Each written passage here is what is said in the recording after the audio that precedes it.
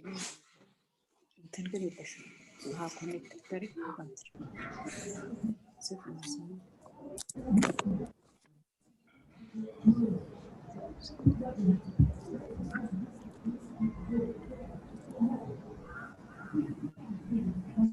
very good afternoon, brothers and sisters. Good morning, others, depending to which part of the world you are following from. It's a great honor, it's a great pleasure to meet you once again as Interfaith platform, especially for youth. We are very glad to see beautiful faces. We really appreciate and thank God for these opportunities that He has given us. Mine is to welcome you so much to this beautiful day. Yes, I am Stephen Kezamutima. You can call me Babamiti, any name you want. I'm a Laudato Si Generation member.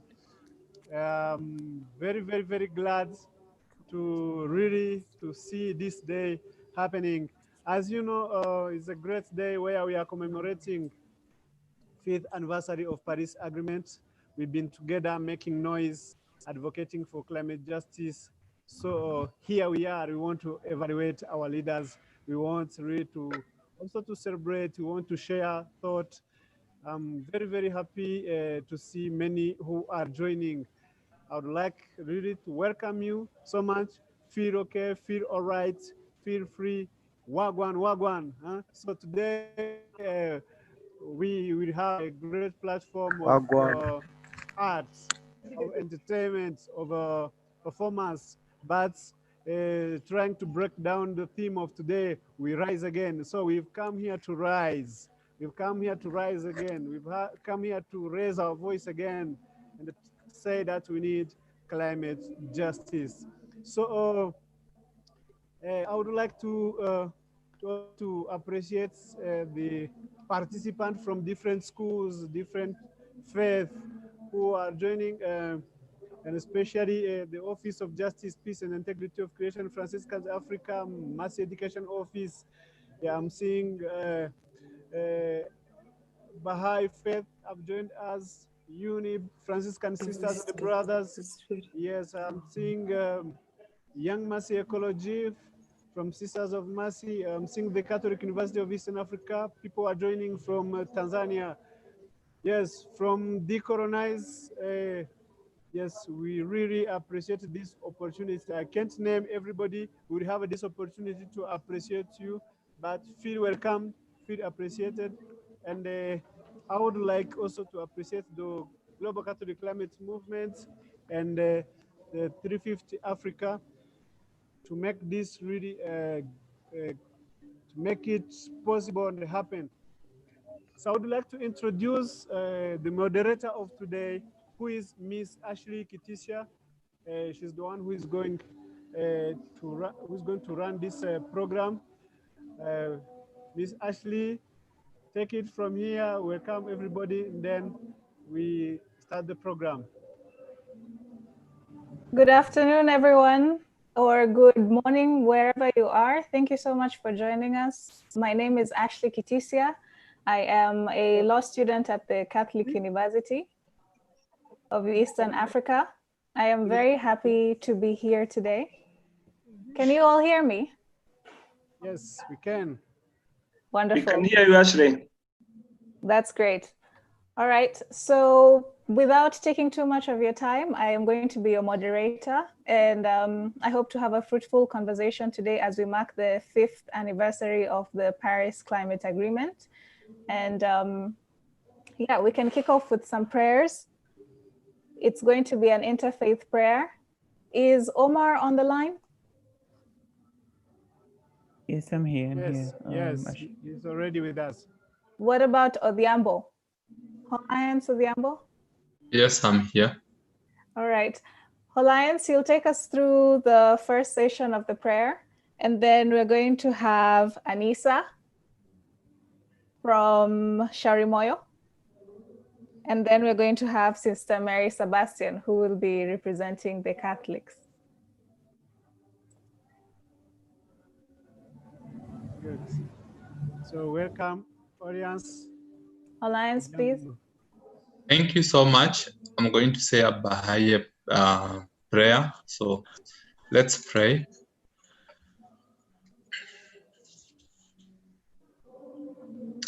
Oh my God, verily I invoke thee and supplicate before thy threshold, asking thee that all mercies may descend upon these souls. Specialize them for thy favor and thy truth.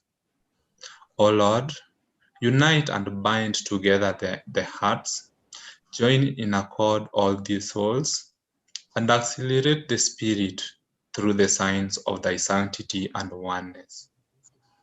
O Lord, make these faces radiant through the light of thy oneness. Strengthen the loins of thy servants in the service of thy kingdom. O Lord, thou possessor of infinite mercy, O Lord of forgiveness and pardon, forgive our sins, pardon our shortcomings, and cause us to turn to the kingdom of thy clemency, invoking the kingdom of thy might and power, humble at thy shrine and submissive before the glory of thine evidence. O Lord God, make us as waves of the sea and as flowers of the garden, united, agreed through the bounties of thy love. O Lord, dilate the breast through the signs of thy oneness, and make all mankind as stars shining from the same height of glory, and as perfect fruits growing upon thy tree of life.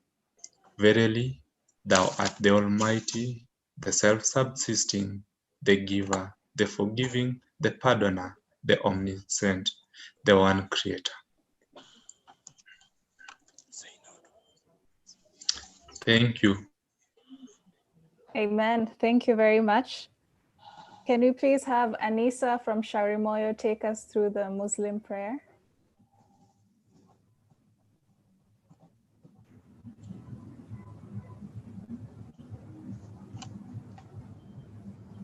بسم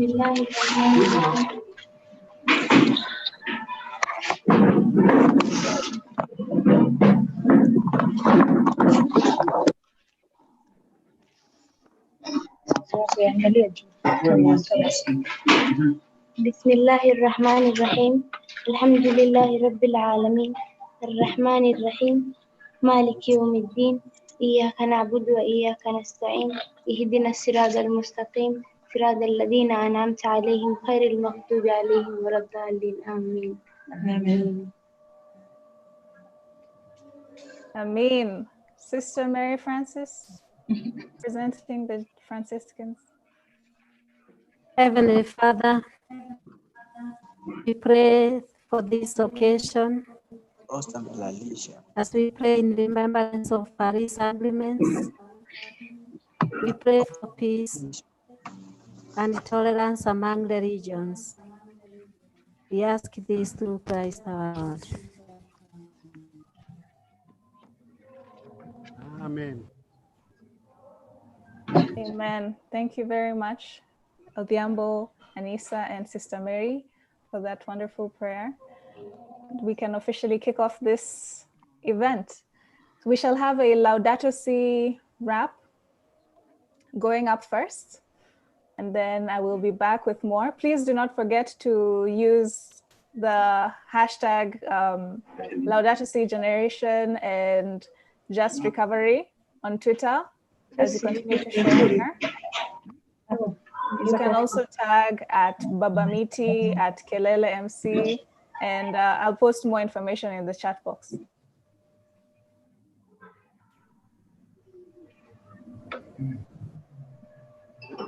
Thank you so much, Ashley. Let us watch this song, and then we continue.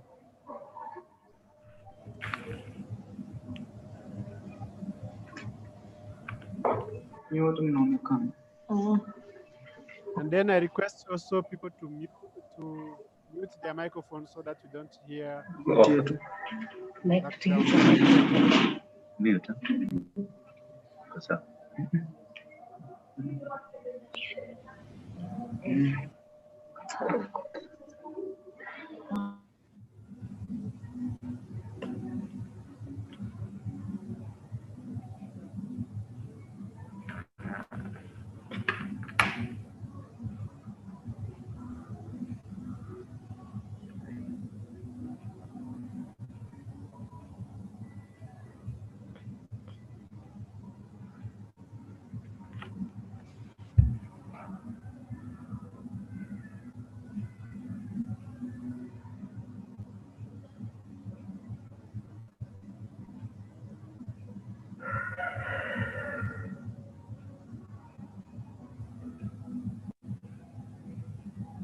Christ to help the mind get out of this place.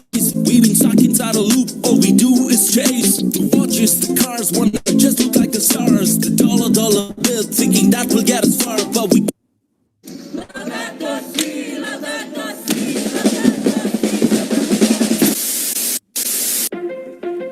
my brothers and sisters, Are you able to see? there's a lot of things that we are doing right in today's world, but there's also a lot of things in which we can change, and a lot of things that will lead us closer to Christ. So let's Maybe I'm the only one, but I don't. We need a wake up call, God help us out. We don't seem to understand what. Hello? Okay, wait a bit. Okay. But we can't.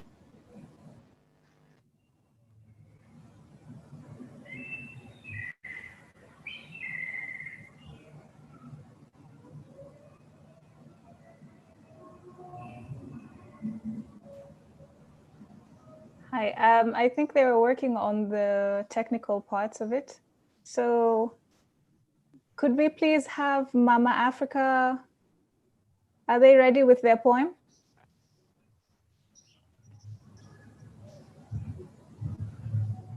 They will be ready in a minute, please. Good. Okay. Yeah.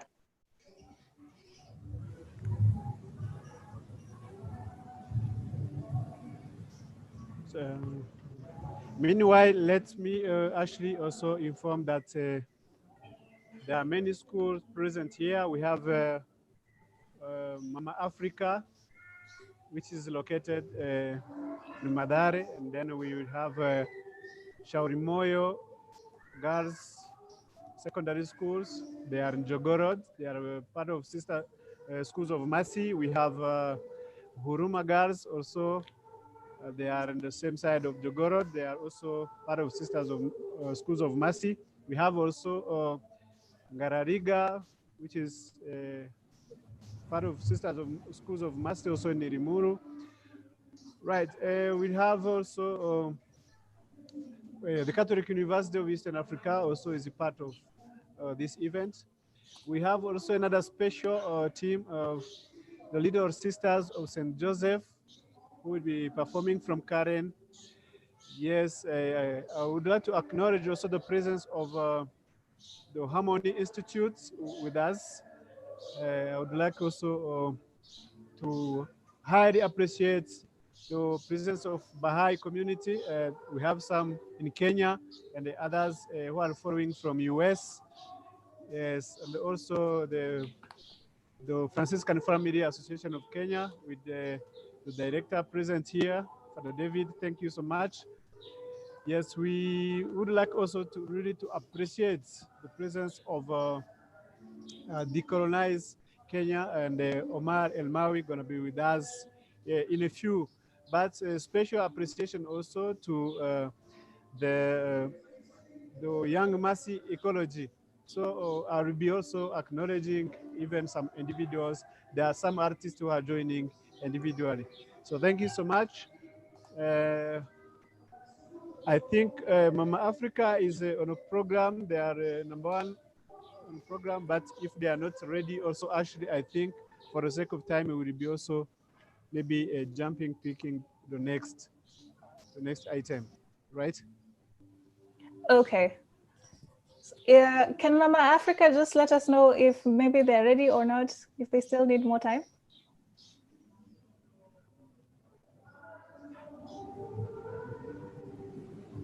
All right. I think they're still getting ready. So let me contact them. They will be ready in a minute. Let me contact them. I'm trying to call them. No Bonnie problem. from Take your Korea- time. Take your time. Bonnie from Korea has managed to join.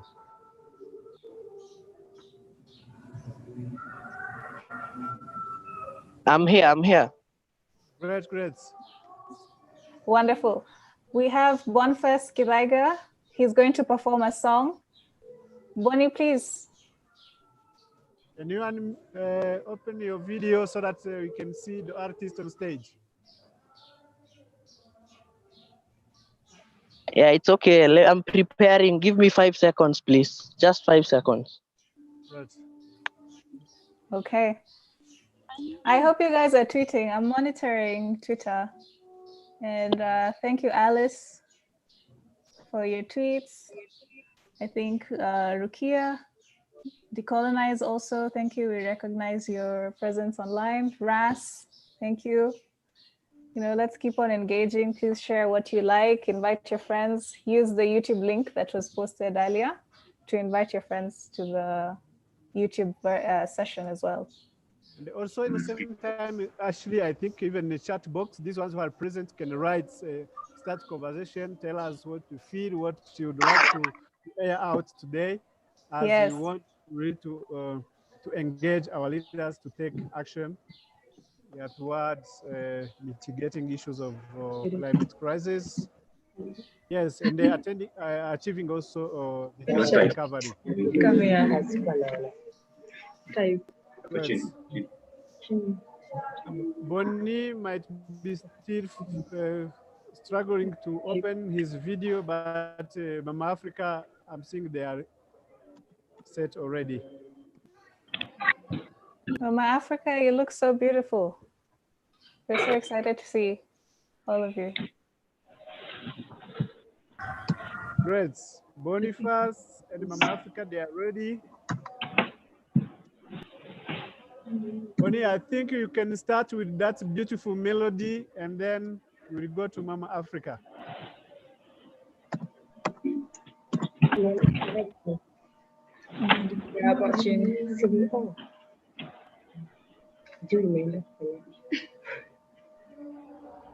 Okay, I'm going to start then.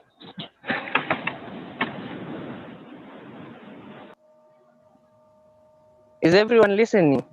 Yes. Yes. Okay. So,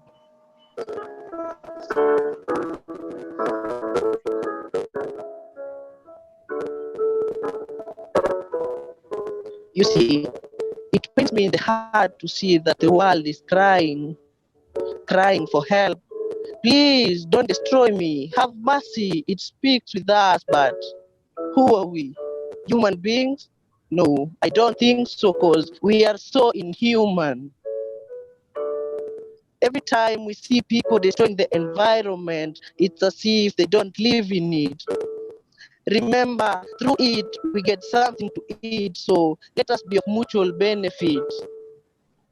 Why don't we make the world fit for everyone to live in it, rather than destroying carelessly, not knowing that the results will be catastrophic? People littering around, polluting water and air competitively, you will think at the end they are awarded trophies. It's high time we stand on our feet and try to fight this injustice. Try to make people see the importance of it, for the environment is meant to live in us, live with us, and live around us. Bonfire speaking. Thank you. Very powerful, Bonnie. Thank you so much. Mama Africa, do you want to take the baton? And also let me propose them, actually, everybody who are participating, you can use this sign to clap for the performance. Like this was wonderful from Bonnie. Yeah, sure. This is what we shall be using. So now let us give him a big clap. I want to see your hands. Shauri moyo. You raise your hand, then you give clap. Great. Thank you. Also, people can write in chat box to appreciate, to give appreciation to the performers. Thank you.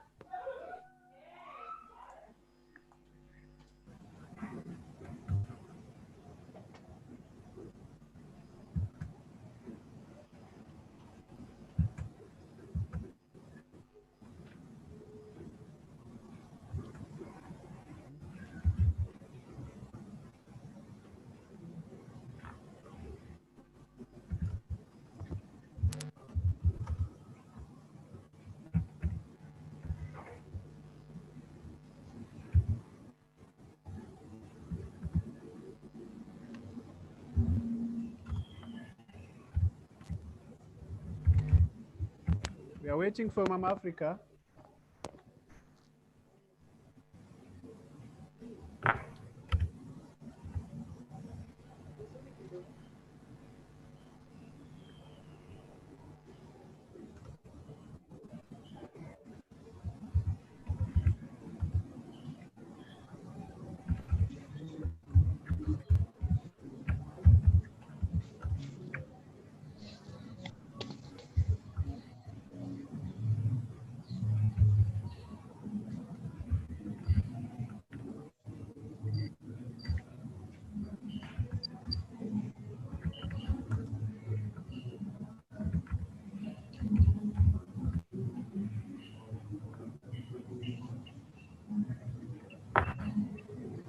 Beautiful, now we can see you.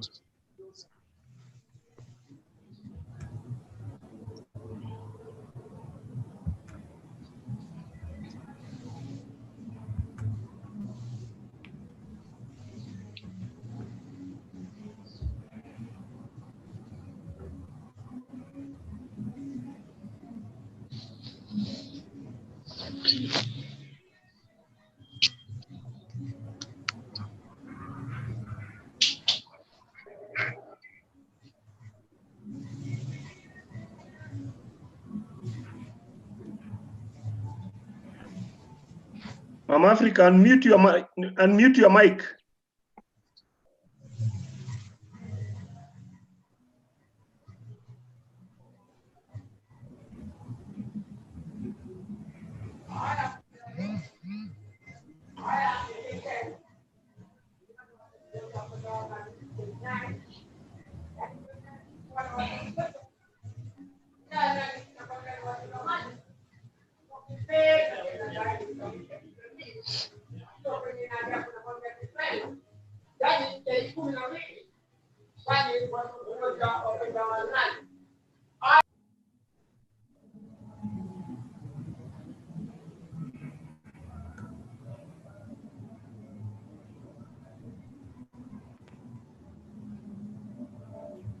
Okay, Ashley, I think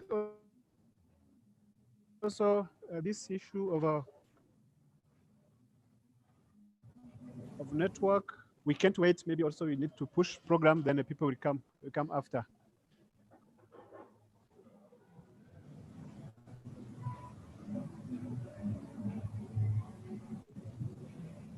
Yes. So is Vianney ready? Yes, with the Laudato Si Revolution rap? Let's see him also. See him as he's trying to play it.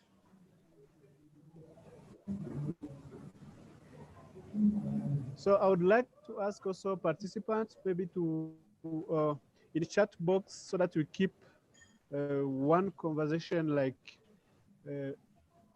let's each one of us give what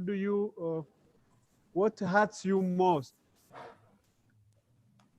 about like regarding the effect of climate change. What is that thing that hurts you most, or what is that experience that you have? What has happened to you, or what you have seen in your community, in your neighborhoods, maybe in your family? That's that thing that push you to act, to rise today. You can write in the chat box and share your thoughts. so that we get to learn from others what are the experiences, what people are the experiences in our communities.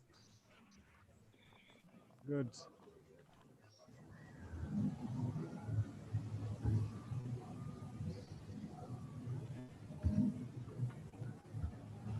So actually, then as people keep the conversation live in chat box, I suggested that also we continue. Vian is having some technical problem that will be solved after. Okay. Good. All right. Let us take a moment to actually have a speaker talk to us about the experience in fighting coal projects in Kenya. We are so lucky and happy to have Mr. Omar El Mawi from the Decolonize Movement here with us. And he is going to give us an insight on how it is like to actually be on the front lines in fighting this Lamu coal project that has been, media attention for almost a year now, and the progress that they've made and how we can learn from it and even join that movement to stop various projects that are harmful to our environment and that are quickly exacerbating the climate emergency, like even the East African crude oil pipeline. So Mr. Omar El Mawi, we're very happy to have you. Please take the stage. Thank you, Ashley. And then thank you all for making the time to come online on a Saturday when we could be doing other things, like enjoying with family or doing other stuff, to have a discussion about this important issue on climate change, which continues to affect us in one way or another. So that we can figure out whether even now, when we are 5 years after the Paris Agreement has been signed, are things better off since that agreement was signed, or are things different? But I'm going to take most of my time to talk about the coal resistance movement here in Kenya and what it's looked like, as well as also go through some of the challenges, and as well as also talk about some of the few or many wins that we've had so far. So if you'll allow me, I'm going to share my screen now. All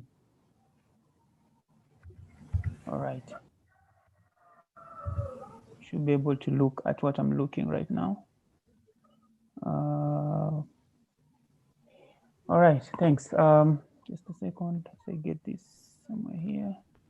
All right, so as the theme correctly says, it's about us rising again and taking stock about some of the development projects, if you want to call them, that have contributed a lot in terms of carbon emissions, or have a potential of contributing a lot on climate emissions. And what are some of the things that we can do jointly, all of us together, to be able to push and resist these projects so that we can continue having a peace and harmonious globe that doesn't have to worry about climate change issues. So just to start us off, because most of the time we talk about climate change and we talk about issues to do with global warming, most of us normally think it's something that is quite disconnected to us, and sometimes it's hard to connect the dots in terms of how it's really affecting us. And we think about it in terms of what just climate change means, about how it's global warming, it's the Earth or the globe, if you want to call it, warming up, and we were wanting not to go up to the past 1.5 degrees of the global temperature. But what people don't really understand is that these are things that are affecting us on a day-to-day level basis, so to speak. So for instance, here it's an example of, I'm sure all of you heard about the Locust Invasion that came to Kenya and a lot of countries in Africa. So this is just one of the countries in Ethiopia where you're seeing, a country being affected, almost 1.3 million hectares of grazing land being affected, and almost 200,000 hectares of crops between January and April of this year. And you're also seeing that almost, thousands, about 350,000 tons of cereals. We're talking about wheat, we're talking about maize that's being affected. And you shouldn't stop here. You should just, understand that after this has been affected, these are communities or people who depend on these harvests to be able to feed the people and their loved ones, and to sell and to make some revenue. And therefore, if all of these have been affected, then you're looking at a lot of issues to do with food insecurity, to do with people not being able to feed their families. And also, if you don't have revenue, you're not also able to have some of the luxuries like taking your kids to school and enjoying one or two things here and there. And therefore, it becomes an important thing to have on the back of our mind when we talk about climate change.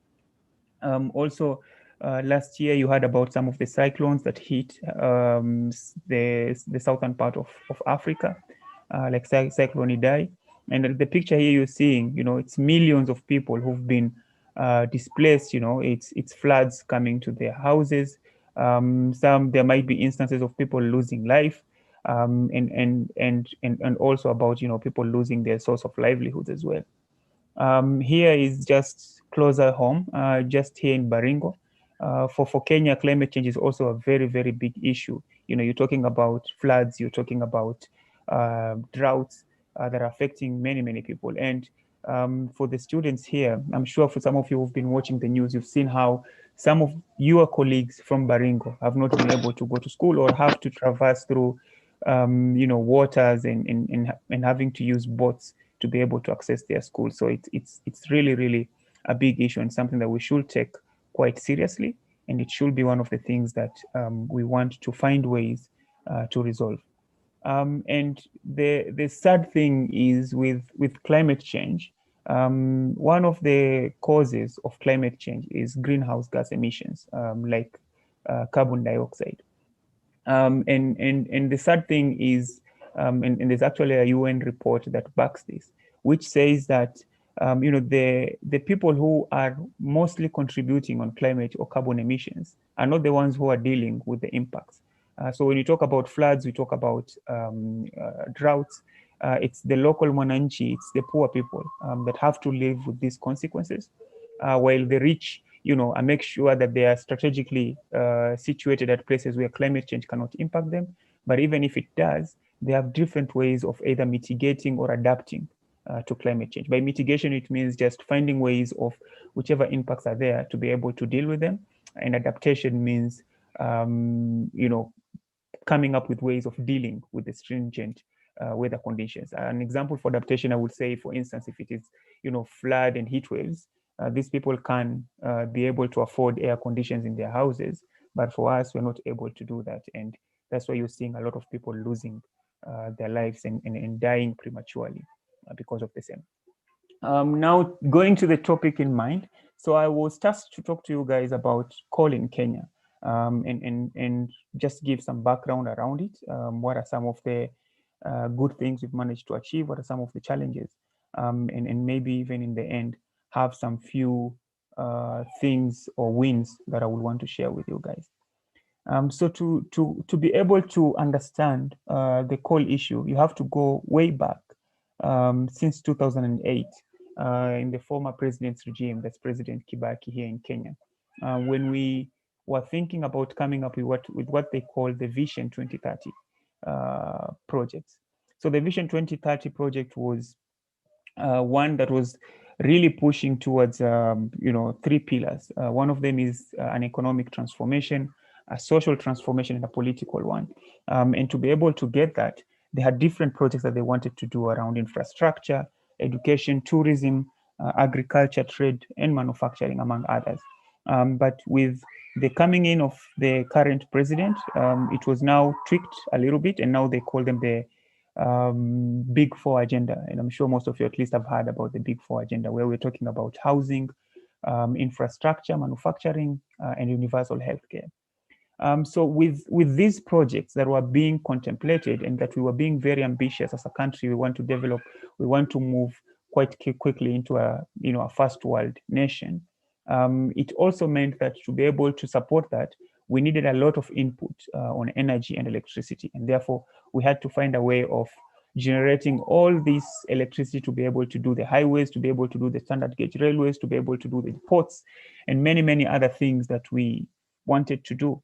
And one of the ways that we could power this development, according to what the government felt, was to try and generate about 5,000 megawatt of electricity from different sources. So of the 5,000 megawatt, they had some allocations on renewable, they had allocations on geothermal, but they also had allocations on coal, where they were expecting to do about 1,900 megawatts of the 5,000. That was around 2013 from coal processing. And we started thinking about coal at that time because we had now confirmed through various and many explorations that we were doing here in Kitui, which is not far from Nairobi. It's about 150 kilometers from Nairobi. They discovered that coal is commercially viable, and therefore it was important that for them to be able to mine it, that they need to find a use, which was processing it to be able to generate electricity. And after discovering coal in that 500 square kilometer area, and for context purposes, Nairobi County is about 600 square kilometers. So it's almost the size of Nairobi, where they found that there is coal in different blocks and they wanted to mine it. And there was a lot of publicity in terms of the government trying to sell the coal narrative by saying that, once they mine the coal, we're going to generate employment opportunities for the unemployed youth and people within these places. We're definitely going to improve the revenue from these counties. And they actually went a step further in saying everyone is going to be a millionaire once they start extracting the coal. But what they were not saying, and there's this statement, I don't know why they say it that way, that the devil is in the details. But you will see that the discussions on how this coal will be extracted, for instance, were never made public. So there's something that we call concession agreements, which are just simply put the contract that is signed between the government, because all minerals that are found in Kenya under our laws belong to the people of Kenya, and the person who is holding the interests of the people of Kenya in trust is the government. So it belongs to the government. And therefore, this is a contract between the government, which is the owners of the minerals, together with whoever is going to be extracting those minerals. And I know some people might be asking, why aren't we doing the extracting or the mining ourselves? So one of the reasons is it's quite an expensive process because you have to do it from the exploration phase, which takes a lot of money. And sometimes, it's almost like gambling, you either win or find that whatever minerals are there are commercially viable or not. So normally the government brings in someone who's doing this or is exploring to sign an agreement that they will explore. Once they find that the coal is commercially viable, they will mine it. And then the government gets a certain percentage of the revenue. Ideally, anywhere between 5 and 15% of whatever money or whatever that coal being extracted is going to cost. And therefore, these concession agreements have never been made public. And one of the questions that we've always asked is, why aren't they public if really these agreements are made in public interest and they're trying to help these communities? And also, people are forgetting that, these are not communities that are idle and that they're just sitting here on the land. This is arable land, it's fertile land, and they're farming and actually generating a lot of revenue from that process. And the question has always been, are there other things that they could do in this land, which maybe they will generate more than what they would be making from coal? And in a few, I will be showing you some few pictures, and I'm sure you'll be making more sense from it. Now, leaving the coal issue, I'll go to the processing bit now, where now with Vision 2030 and wanting to generate about 1,900 megawatts of electricity from coal, that's when they proposed to have the first coal plant at a place called Lamu. It's a coastal area, just close to Somalia, and it's the coal plant itself is located at a place that's only 20 kilometers away from the Lamu Island, which is a UNESCO World Heritage Site. That status is really, really important because It's a big attraction to tourism. The people of Lamu, before we were, hit by COVID and also some of the insecurities, they were making more than 500 million Kenya shillings. And actually, not just the people of Lamu, but the country was making almost more than 500 million Kenya shillings as taxes from whatever is being made from tourism. And therefore, it becomes a very, very important aspect, or something that supports our budget and whichever we need for our country. It's a 1,050 megawatt project. It's going to cost about 200 billion Kenya shillings to be able to construct and get it finalized. The construction phase is supposed to be about between 30 to 35 months. Now that's almost like 3 years to be able to construct and finalize it.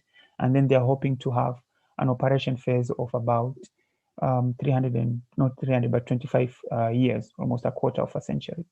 And it's important to have this at the back of your mind, because Kenya, when we were talking about the Paris Agreement, Kenya is one of the 195 countries that have signed and ratified the Paris Agreement. And we've made commitments towards cutting our carbon emissions.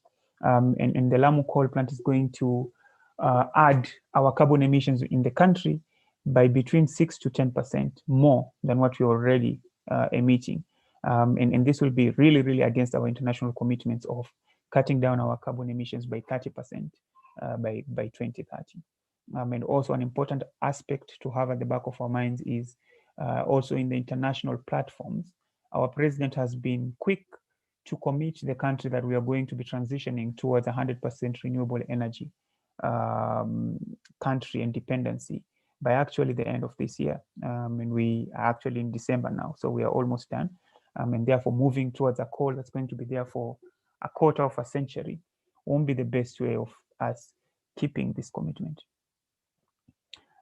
So a few pictures just to show you how a coal mine site looks like. And this is on a good day. So this is when the sun is shining, everyone is happy, everyone is in a good mood, or if you want, God is in a good mood. But when it's raining or when there's a lot of wind, you won't be seeing what you're seeing here. You'll be seeing a lot of sludge, a lot of dust, being flown around, which has a lot of consequences. So before we go to why we have been opposing the Lamu coal plant, maybe I would at least be fair to the other side and say why at all maybe we could entertain having a coal plant in Kenya. So one of the things they've been quick to say is, one, they're trying to have something that we call diversification of energy sources. So diversity means, having different sources of bringing our electricity. And the argument was that, as much as we have a lot of renewable energy capacity, renewable energy is, especially when we talk about solar and wind, is intermittent. By intermittent, I mean it's not available all the time. The sun only shines, from certain times in the morning until evening. The wind, sometimes it's good, sometimes it's not. And therefore, you cannot depend on these sources of electricity in completion, especially when you want to have a certain amount of electricity always available on the national grid. But that argument has since been defeated because, one, we also have geothermal as one of the renewable energy options, which is quite available 24 hours, 7 days a week, and definitely 365 days a year. We also have a lot of technology currently in terms of ways of either storing the excess electricity that you're making from solar and wind when you're making it, and then utilizing it when it's the downtime for these two sources. Also, the argument that they've utilized is it's going to be a big opportunity to generate employment for unemployed youths. Definitely the youth unemployment is a big issue, but if you dig deeper, you'll realize that the coal plant is going to employ about 2,000 people during the construction phase, the 3 years that I told you about. And most of these 2,000 people are going to be people coming from China, because it's the first coal plant in Kenya. We do not have the expertise And even their environmental impact assessment report confirms that about 1,200 of their employees will be coming from China. And therefore only 800 of us will get those jobs, which definitely means it's the manual kind of jobs. And also, if you look at some of the impacts, like, the impact to health, the impacts to the environment, and the impact to the sea, Lamu is really dependent on the sea to be able to make their living. We have more than 6,000 people who are fishermen in Lamu. And if we have the coal plant, which is employing 800 people, and then the sea is impacted and it's not safe anymore to fish, then what are you telling these 6,000 plus people who have been depending on this as a source of livelihood? As I've also talked about tourism and how much it's also bringing to Lamu, and I'm yet to see any country that is using a coal plant as a tourist attraction center. Let's say, come visit our land because we have this humongous coal plant that's have one of the biggest chimneys in the whole of Africa. And then you're seeing people coming to look at these areas. That's something that hasn't happened. So both these two arguments, as much as we see some sense, but we also know if you dig deeper, we don't see any. And if anything, the impacts are more. And therefore, moving on to my concerns, and Ashley, because I know I start on time and I am not looking at any watch. So if at any point I've gone past my allocated time, let me know. I don't want to eat on other people. And I also know that whatever I'm talking about is the less interesting thing. We definitely want to move on to poems and songs. So some of the concerns we've had is, one, you cannot have these big projects without consulting the public. By the public here, I mean, all stakeholders, including the youths. And it's really sad that, our someone said that the biggest person who keeps breaking the law, or the person who breaks the law the most, is the government, or the people who've actually made the law. Because it's the same people that are coming up with projects that are consulting these communities and people who are being affected. They're the same people who, just hold small meetings to tick the box, and in a big way, bringing all these projects. And if they do not in any way improve the living conditions or the lives of both the communities in these areas and Kenyans, it becomes a big issue. There's the issue about free, prior, and informed consent. It's an important issue, and it's really important when you're doing any project. It's not about coming to the community and telling them this is what you're going to do. What are your comments? The people give you the comments, and then you say, we've had the comments, we've considered them, and we've decided to proceed. It's about telling these people everything, the pros and cons of having such a project, and allowing them to make an informed decision of whether they want this project or not. And if they say no, then you should not try and find ways of forcing these projects on them.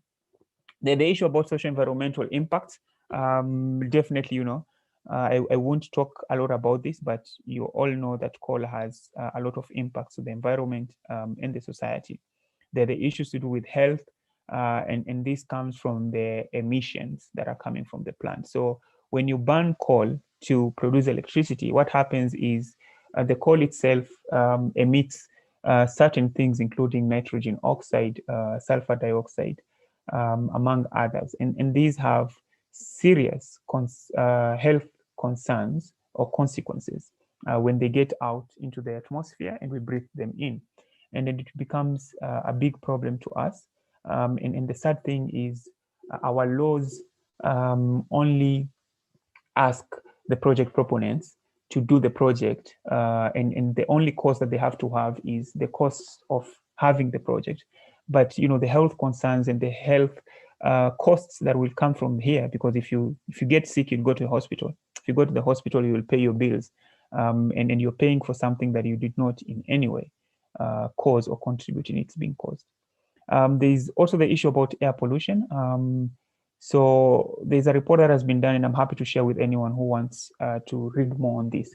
So coal also has a significant role on air pollution, which can cause a lot of premature deaths and a lot of respiratory ailments to people who are living downwind from the coal plant site.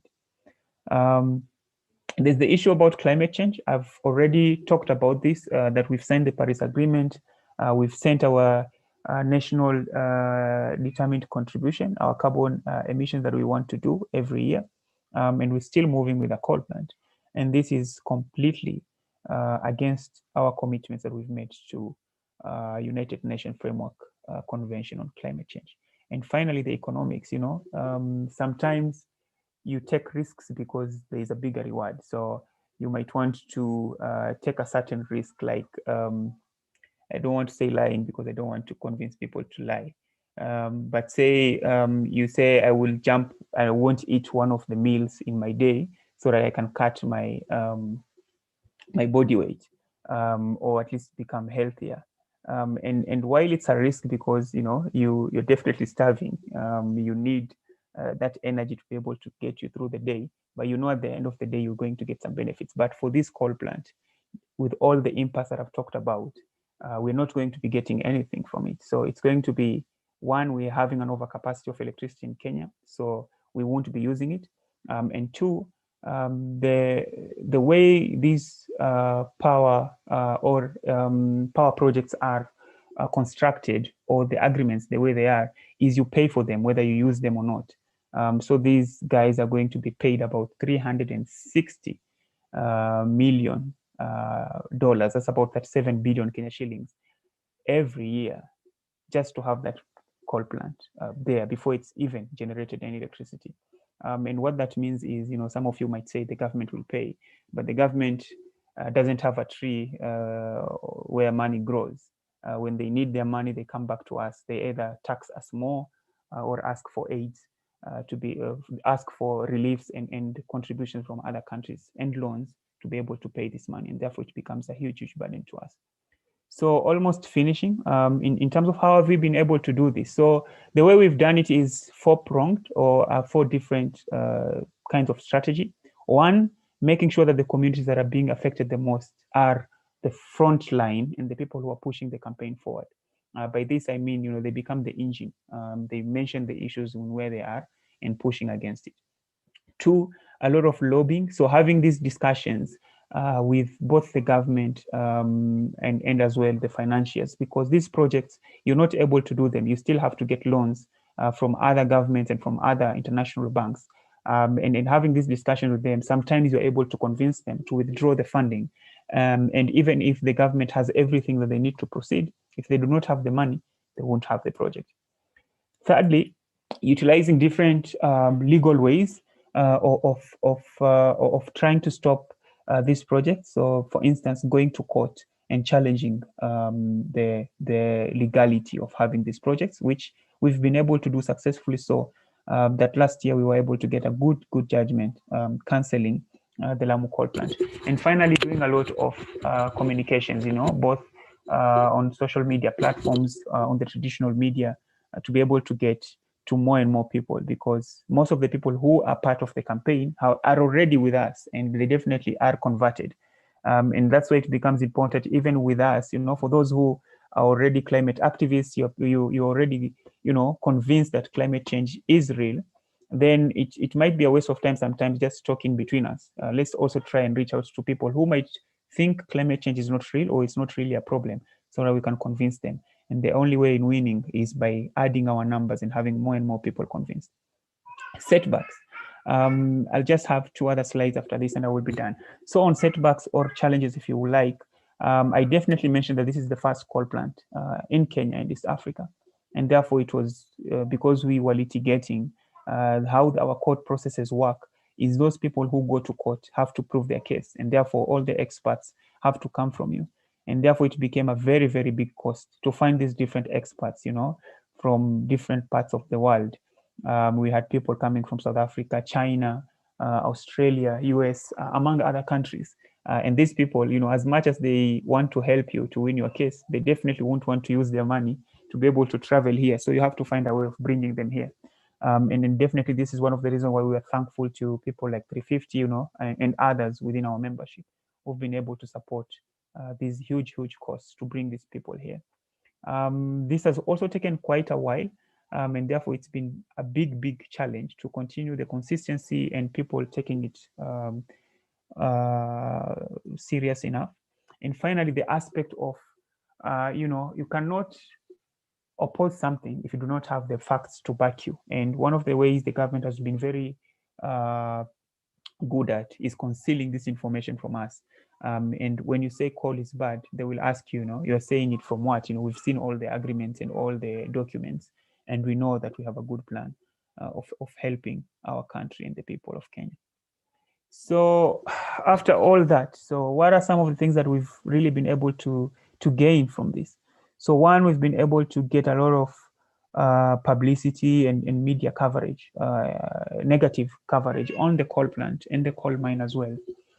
For instance, you're seeing here, I hope you can see my arrow.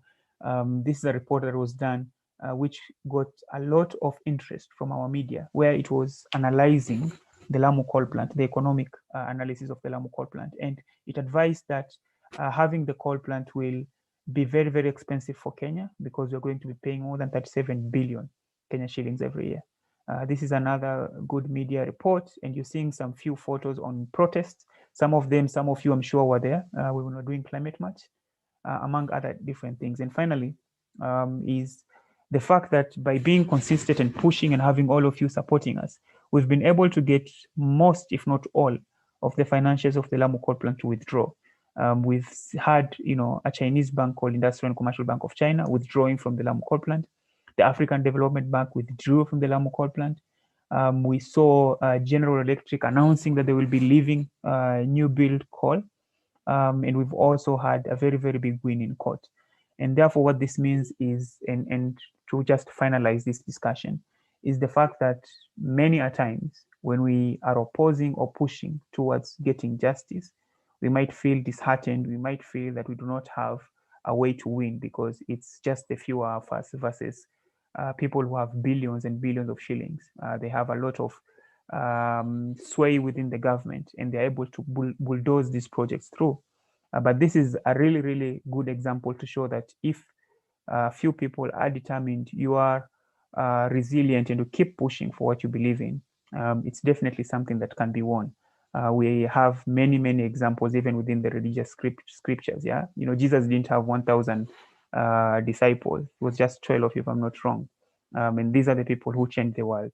And it's one of the reasons why we have the message, everywhere else within the globe. And no one in this world has not heard about Jesus or Muhammad.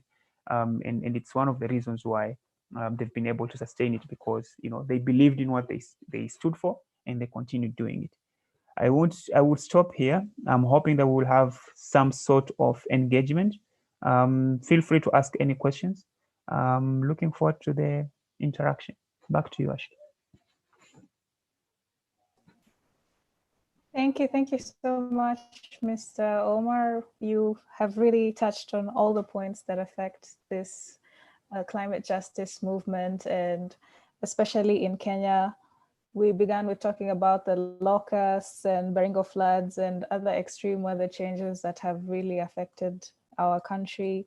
We've talked about the economic aspects of coal mining and the journey since 2013 to date, and how much you've achieved, and sort of like the strong aspects and also the drawbacks of the whole procedure.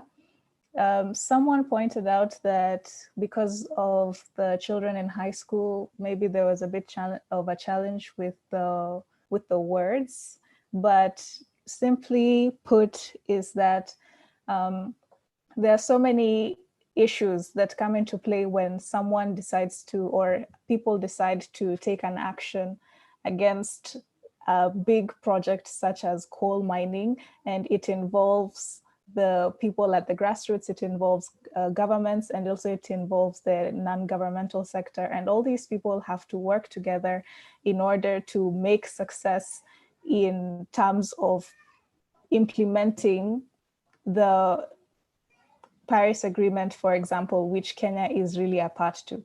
So thank you so much, Mr. Omar. Is Mama Africa ready for the presentation?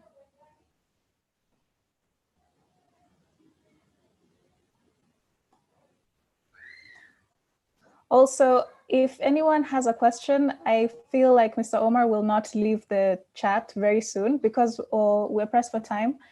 You can just quickly send him a message or message in the chat box, and we will be happy to respond to you with answers to any queries you have.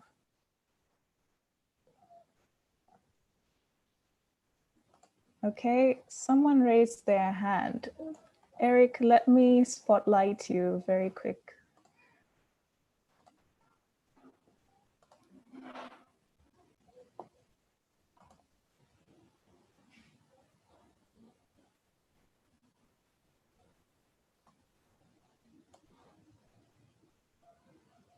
Eric, did you have something to share?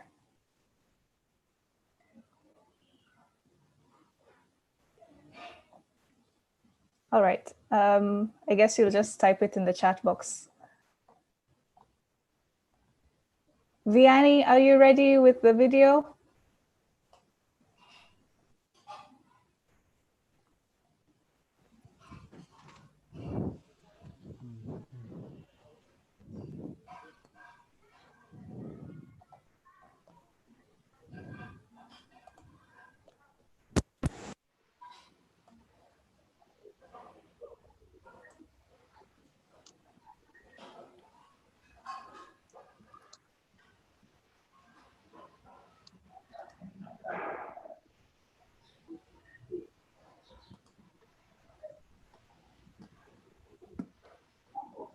Okay, we'll have the video first, and then Mama Africa, you'll go right up afterwards. Thank you.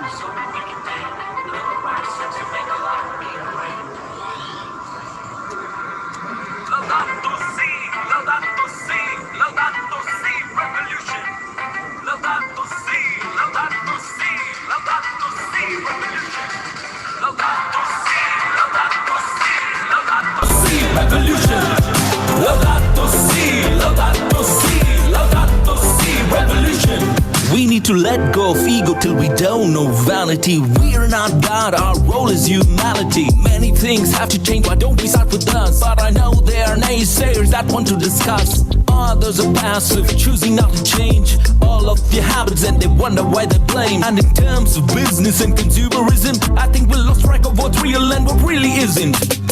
In one way or another, we all wanna see the light. So how about we start living today in the name of Christ, like Saint Francis, and let go of our possessions. Do that and see what happens to all your obsessions. Put your hands up when you listen to the song. Rejoice in Jesus' name, realize we can get along. We can replace beauty with man-made constructions. Change the way you live and let go of your Francis wrote this for us to understand. It's time to get to neighbor and to take them by the hand, so we can make and so we can take the right steps to make a life be great. Laudato si, laudato si, laudato si, revolution. Laudato si, laudato si, laudato si, revolution. Laudato si, laudato si, laudato si, revolution.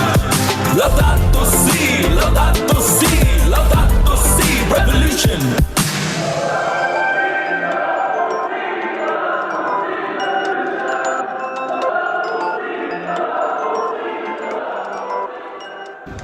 Laudato Thank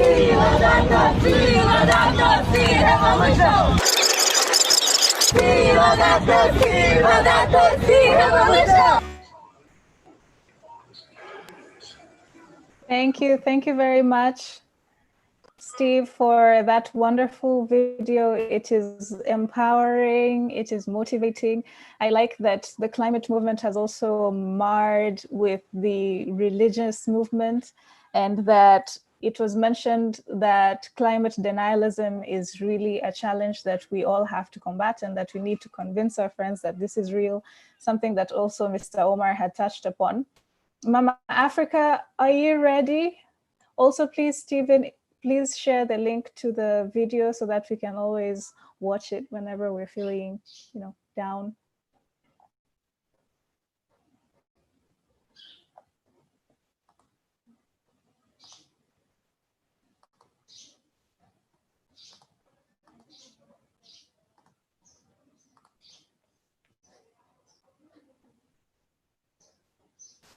Mama Africa, we are ready for you.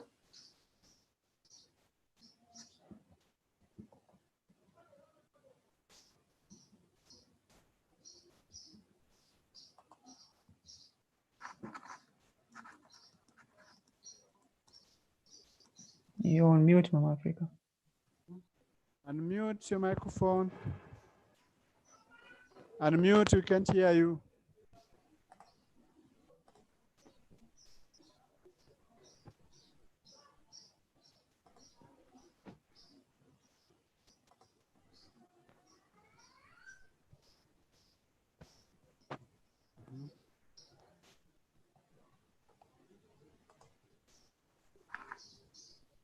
Not yet.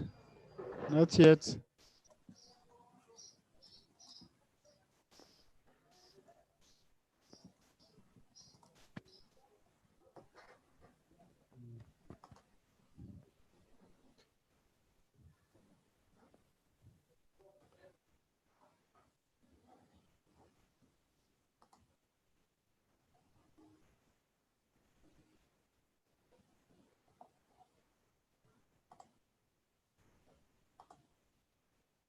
Not yet.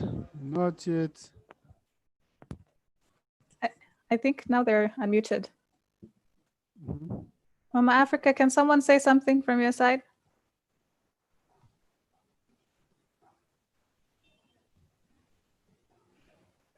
Can someone speak?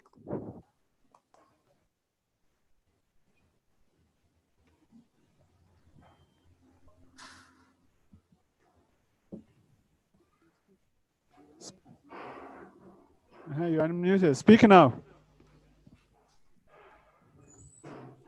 Say hello. Not yet. Okay. I think they need to check on their gadget if have joined with the audio somewhere. You need to join with the audio. All right. Actually, we can continue as we wait for Eriko Raswamuthoni, are you ready?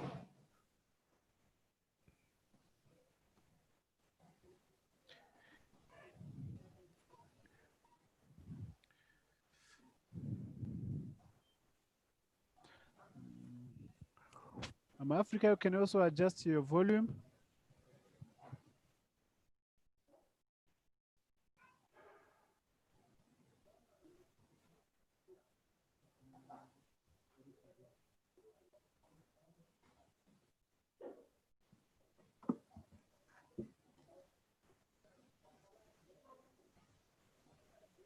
Eriko, you're also on mute.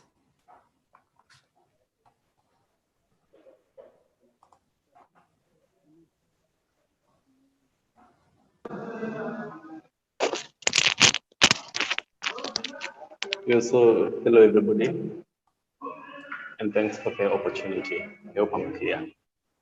So, this is my piece, Interfaith Poetic Forum. Unaweza nita Eriko ama Raswamuthoni Queen na hananga drama. Asanti mama kwa kipaji.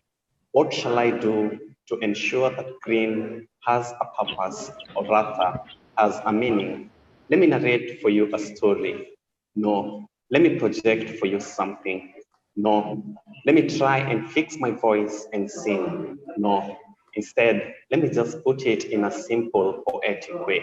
I'll take you all through a journey which began quite some long time ago, maybe enzi ya Kinankaiseri, or maybe when you were Shamaliza na Matiang'i na juu ya kimchezo Amina, or maybe soon to come, let me speak of the Magohas. 254 is my nation, Jamhuri to all. So let me take you through the education journey. We are all aware that the main aim of schools is to educate, and peace is done by being taught different subjects. For today, let me speak of agriculture. Kenya being my motherland and roots, I hope I will recall what I was taught, mainly trying to impact. Proudly Kenyan, so I want to set it high and start it from our national flag. Black represents personality, white represents peace, red represents bloodshed that was shed during or rather before independence, and green represents agricultural growth. As for today, I want to major mainly on the green. My main question is, are we growing? If not, what has to be done? What has been done? What has not been done? And by who? So that we may ensure that we have constant growth. My greatest hope at some point is to get an award, national, maybe before becoming international.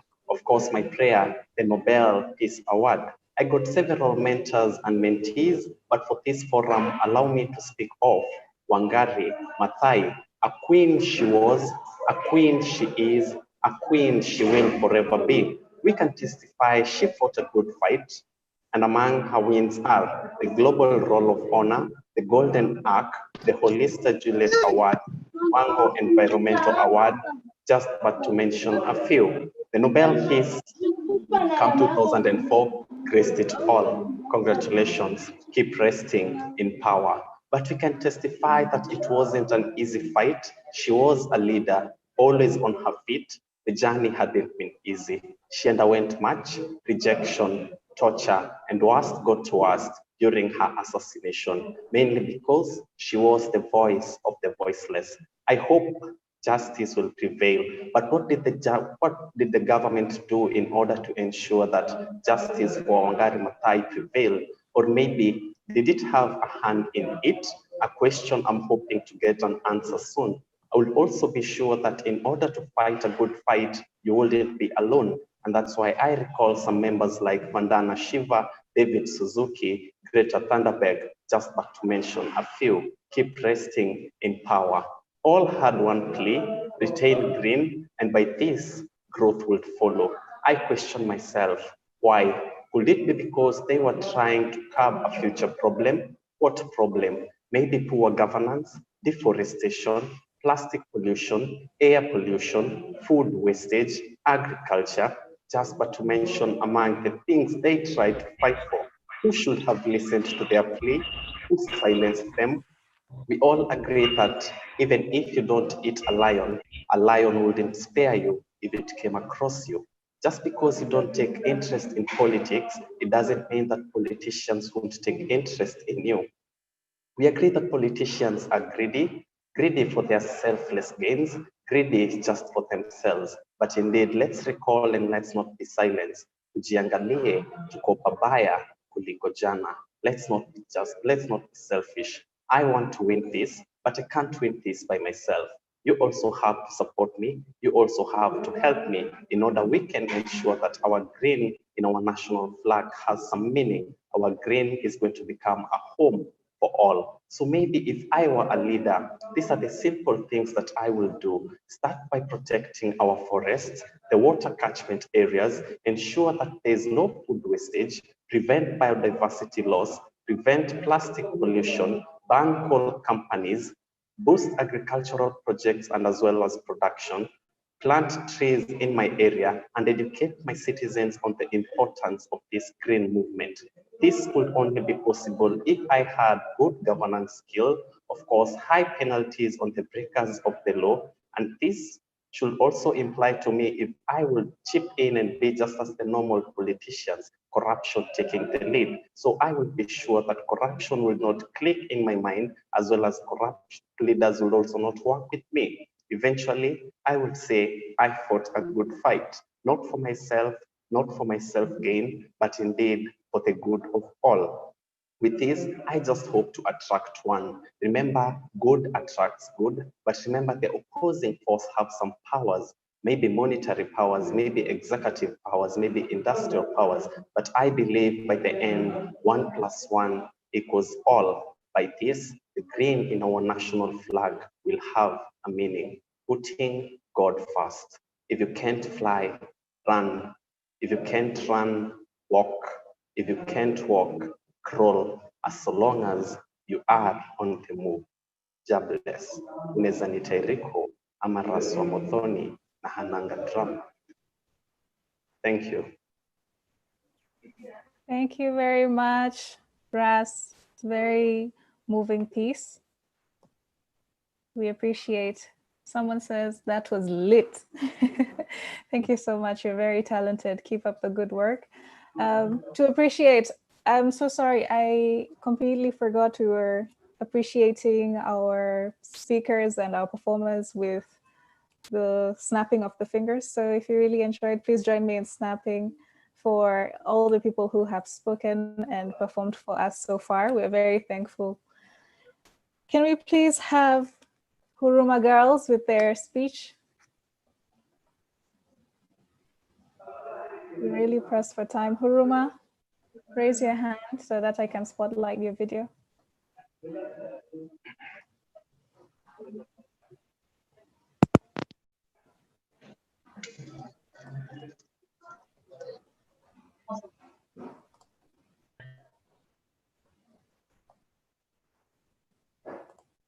Okay.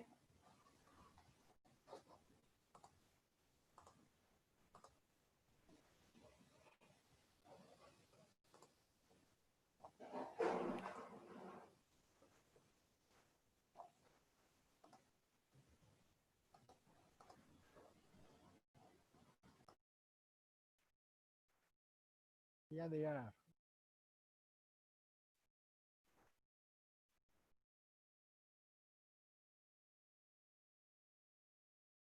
Unmute your microphone.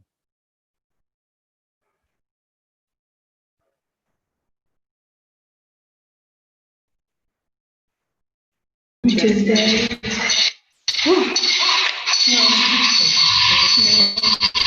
Good afternoon.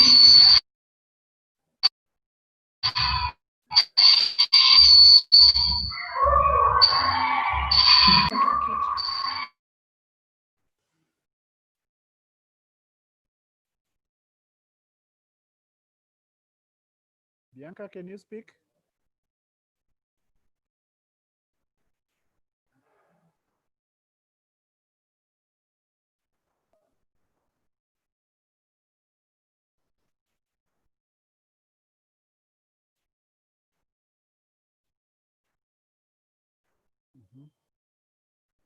As Huruma is setting, let also Little Sisters of St. Joseph get prepared as a next.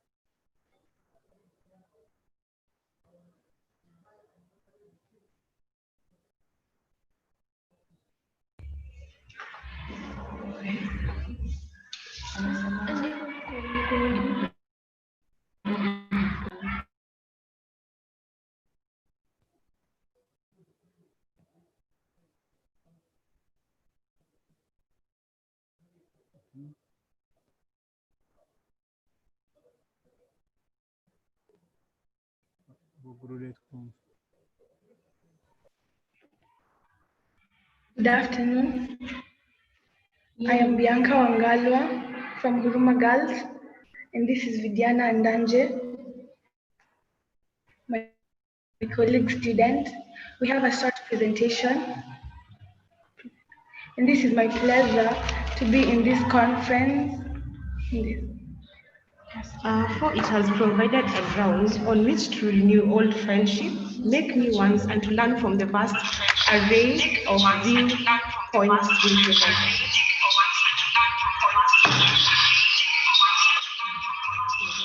Kenya is a great country with great resources, including coal. We would like to say the effects of all this in our country and how it has not benefited us in any way. Thank you for listening. We're going to start about the tallow oil, the company in London known as Tallow Oil that discovered oil in Turkana, which will generate up to 12 billion Kenyan shillings. But the question still remains, after the exploitation of this oil, because I believe it already started, where did all that money go to? Because I believe it was a Western country, yeah? It's a Western company, but yet Turkana still remains underdeveloped, like greatly. Those people are suffering. There's widespread famine, and you're all witnesses to that. The company did not employ the locals who really needed the money to keep them out. This is evident in all ways in our country. There's something called the Lebellion of 2012. It draws out a paradoxical link called the resource curse. I'm not saying that oil endowment is a curse, but oil itself is a curse in that on the high premiums imposed on it by globalized capitalism, spawning contradiction and inequalities, which is then fed by the greed, the insatiable greed of our leaders, who even if we cry to them, they turn a deaf ear to our plea. As in, you go to them, okay, I can say they really don't care, but even if they do, I think they care carelessly. Because you bring something to them, they give you very petty answers. It really doesn't make sense. Secondly, I would like us to discuss about Mombasa. Mombasa, there was a discovery of lead which negatively impacted the people in the villages. These visitors came in and the lead really separated the people from their homes and from their children. Okay, to touch on that, it went against the declaration and petition right of a clean and healthy environment as guaranteed by Article 26 of the Constitution. This was the Owino Uhuru village in Mombasa, whereby there was a nearby smelting of lead, which in turn caused air pollution and contaminated the water. It affected the villagers in that there was a vast number of deaths, miscarriages, and diseases. I mean, where was the government to look at that? First of all, why let a smelting factory be at a residential area? It doesn't work like that. So I think the action to be taken against these people should be jailed, as in it's just illegal. It doesn't come like that. So I'm talking as an environmental activist. Call me the East African Enrique Boko. So trust me on this. You people should really take the chance to touch on that issue because it's way too quiet and something has to be done. We've lost a lot of people, and I really don't encourage that. We can call this a form of neocolonialism, should I call it that? In that the resources are in our countries, yes, the Turkana oil, money and everything, but we still remain underdeveloped. The revenue goes out there to the Western countries. Does come to think about that? Let me ask you, if it were you, how would you take it? Would you employ like the Westerners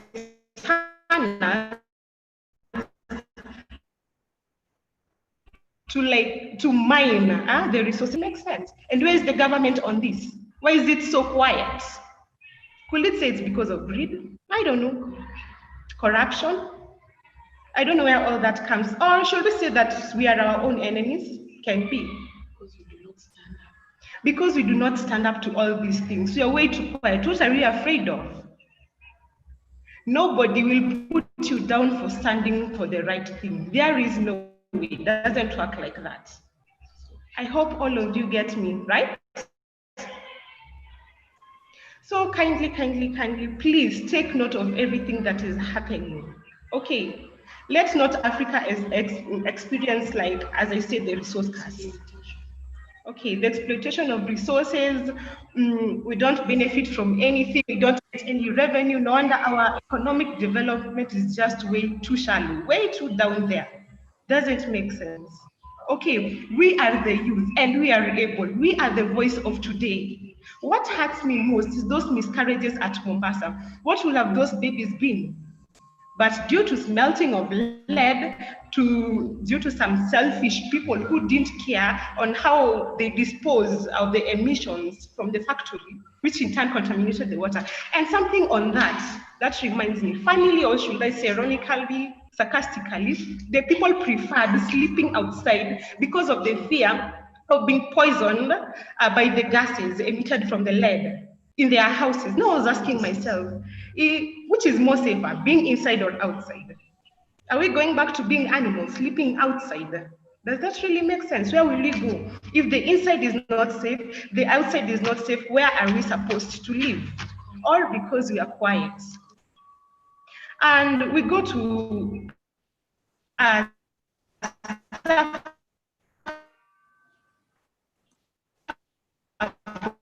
they have a mineral known as coltan. It is used in the production of mobile phones. See, it's the same case as us. The Westerners, mostly, they exploit the mineral, but they don't benefit from anything completely. So you see, the problem the African countries are experiencing, I wouldn't say that we don't have enough capital, because I believe we have the brains. You see, the Homo sapiens, the Homo habilis period is over. Our intellectual ability is way up there. We can do what the Westerners do. It ain't impossible. If they did it, we are human too. Should I call it racism? Not necessarily. But it's about time we stand up. It's about the brains. We have been given the mentality. So just give it your best. I know I'm speaking to a forum of young people, middle-aged, I don't know, but we can do this together. Nothing is really impossible. Thank you for your time and have a beautiful Jamboree Day.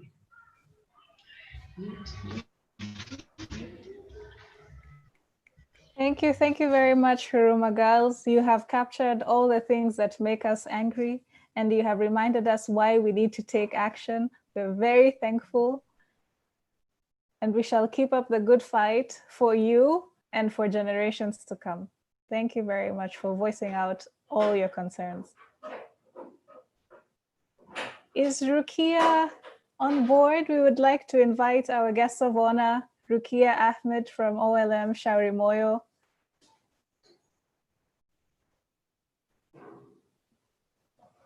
Baba Miti?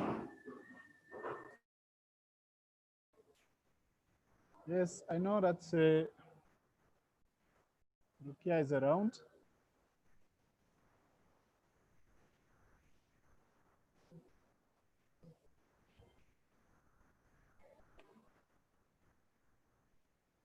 You can spotlight her.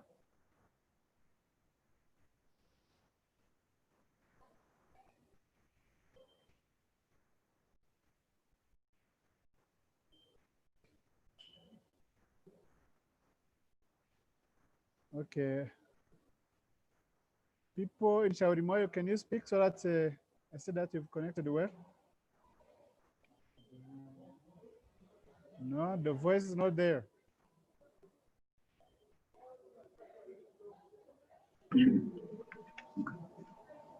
Say hello so that I can hear you. All right.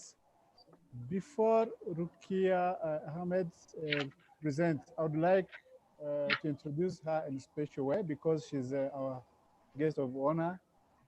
As you know, today it's a special platform for young people. So that is why we have a special young guest of honor. And yeah, you know, in this movement, we are trying as young people to own the present and to build our future.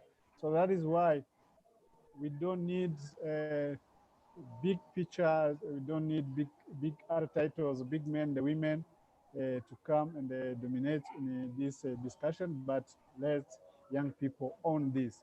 So Rukia, welcome. Let me inform people that Rukia is the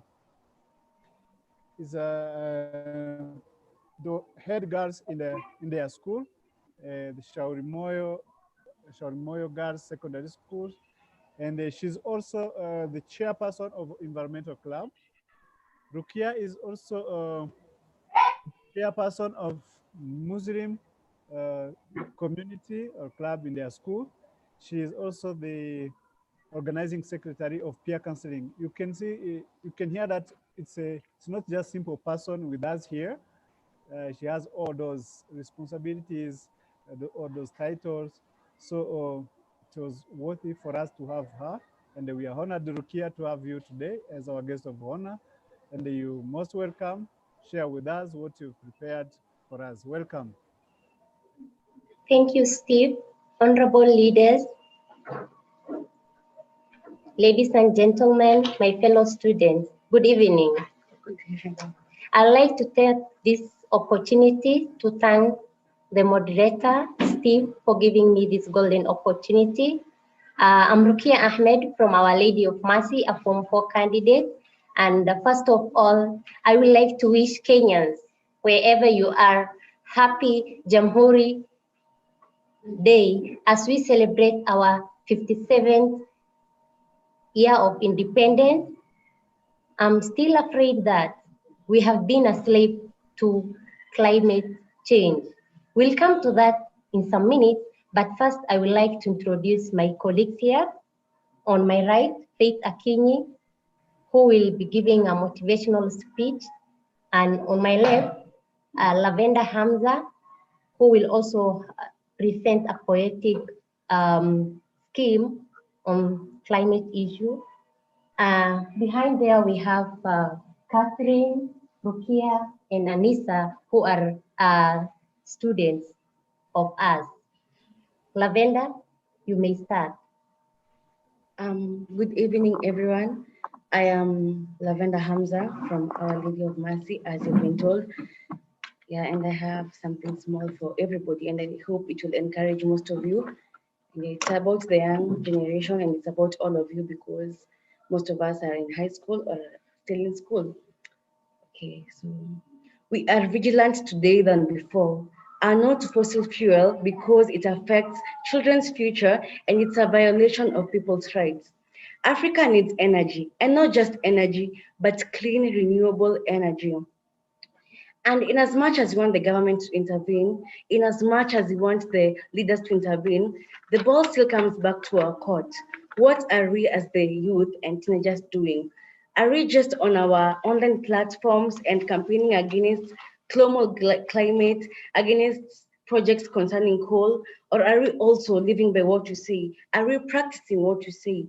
Are we not only talking to the people about what you want them to do, or are we also living by it? I'd like to encourage most of you to stand up and speak out loud. Don't be afraid about what your neighbor is going to say. Don't be afraid about what they're going to think of you. At the end of the day, it's all about you.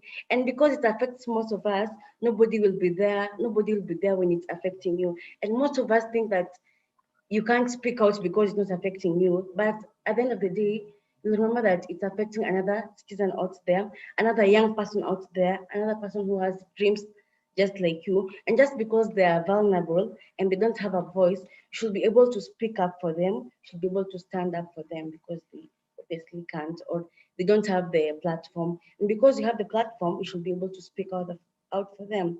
So we cannot redo the mess done by the wazee who ignore the rights of the next generation.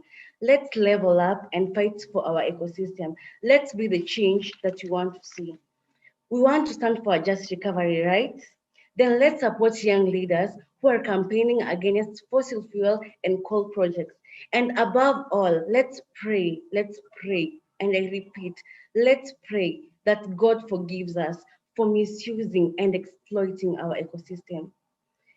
it came to a blessing to us, but yeah, at for now, it's not a blessing because we have expected it, we have misused it, and we're not even speaking about it. Everybody is silent, sadly. I am Lavenda Hamza. I am a teenager, and I'll be the voice of other teenagers, the youths, and the children, because I am fighting against global warming. Thank you. Okay, thank you, Lavenda, for the wonderful poetic presentation. Faith, you may proceed. Okay, my name is Faith Akini from Our Lady of Mercy Girls High School, Shaurimoyo. I'm a Form 4 candidate 2018, and I have a small presentation to present, and it's a motivational speech about climate justice for peace, climate justice for the poor. First, what do we understand by the term climate? The regular pattern of weather conditions of a particular place over a long period of time. What we don't know are the injustices that we are doing to all the plants and living creatures in a particular area by considering their effects on the physical environment. Here, we as human beings are said to be ecotourism by doing violent activities which are harmful to the environment. Therefore, we cannot fail to discuss issues relating to the environment and climate at large. There are a lot of injustices that are doing to the climate and making the poor suffer. Why do we do this? What we should do always understand is every time we make decisions, we should ask ourselves, how will this decision affect the people? One thing that leads to climate injustice that I would like to talk about is air pollution. This is whereby human activities such as mining and industrial work causes pollution. Industries deposit chemicals and waste products into rivers, lakes, and oceans, and still emit poisonous gases which cause diseases such as chronic coughs, tuberculosis, lung cancer, and thus even leads to death, whereby the population of our country decreases. And then due to air pollution, the poor suffer as much as the earth, and they lack a person to stand and fight for them. We should march on with them to fight for the climate justice for the poor. There is also the greenhouse effect and global warming, whereby increase in temperature of the Earth's atmosphere in air surrounding the Earth, which traps the heat of the sun, leads to rising of global temperature that will especially affect us. The poor suffer because at times the climate injustice done to the ecosystem leads to severe drought and famine that may even cause them to have malnutrition and diseases which may even lead to decrease of the growth population. The injustice that we are doing affects the poor negatively and strongly. By coming together and connecting the dots as a team in peace, love, and harmony, we can be able to stop the injustice done to the poor and the climate. If we use byproducts that can be recycled or reused, we can reduce the waste being deposited in lakes and the gases emitted, hence creating a conducive environment. Youth can be agents of mercy, peace, and social justice if they share positive thoughts. For the world's biggest power is the youth. We all have the right to live in good and conducive environment that has favorable climatic conditions. For change will not come if we wait for others to act. We are what the change is waiting for. Thank you. Thank you, Faith.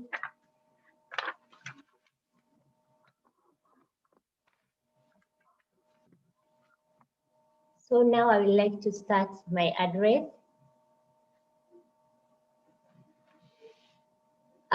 Today, the 5th anniversary of the Paris Agreement. I am very saddened. I am feeling a lot of pain in my heart. As a young person, I always had this fear in me, these feelings within my heart that I always wanted other people to see the pain the young generation go through due to climate change. As a young person, every time I wake up, I am not sure about my future. But then I'm reminded of the Paris Agreement. This Paris Agreement, whose central aim was to strengthen the global response to the threat of climate change by keeping a global temperature rise this century below 2 degrees Celsius above pre-industrial levels, and to pursue efforts to limit the temperature increase even further to 1.5 degrees Celsius. And presidents of 159 countries pledged to make it as they signed the agreement. But then, 5 years down the line, we're not seeing the leaders formulating and implementing the laws that they have signed. Why do we care about global warming? What its effect, and who does it affect the most? Human Rights Council recognized the impact of climate change on human rights in 2008, acknowledging that climate change poses an immediate and far-reaching threat to people and communities around the globe. It has been said that this global warming is a result of rich people continuing developing industries that contribute to global warming due to the release of carbon dioxide, which is major greenhouse effect that contributes to this climate change. This is what I call climate injustice. The people who are polluting the climate the most are the ones that suffer the least, and the poor who do not even own the cars, the aeroplanes, the industries are the ones to bear the pain, to suffer the most.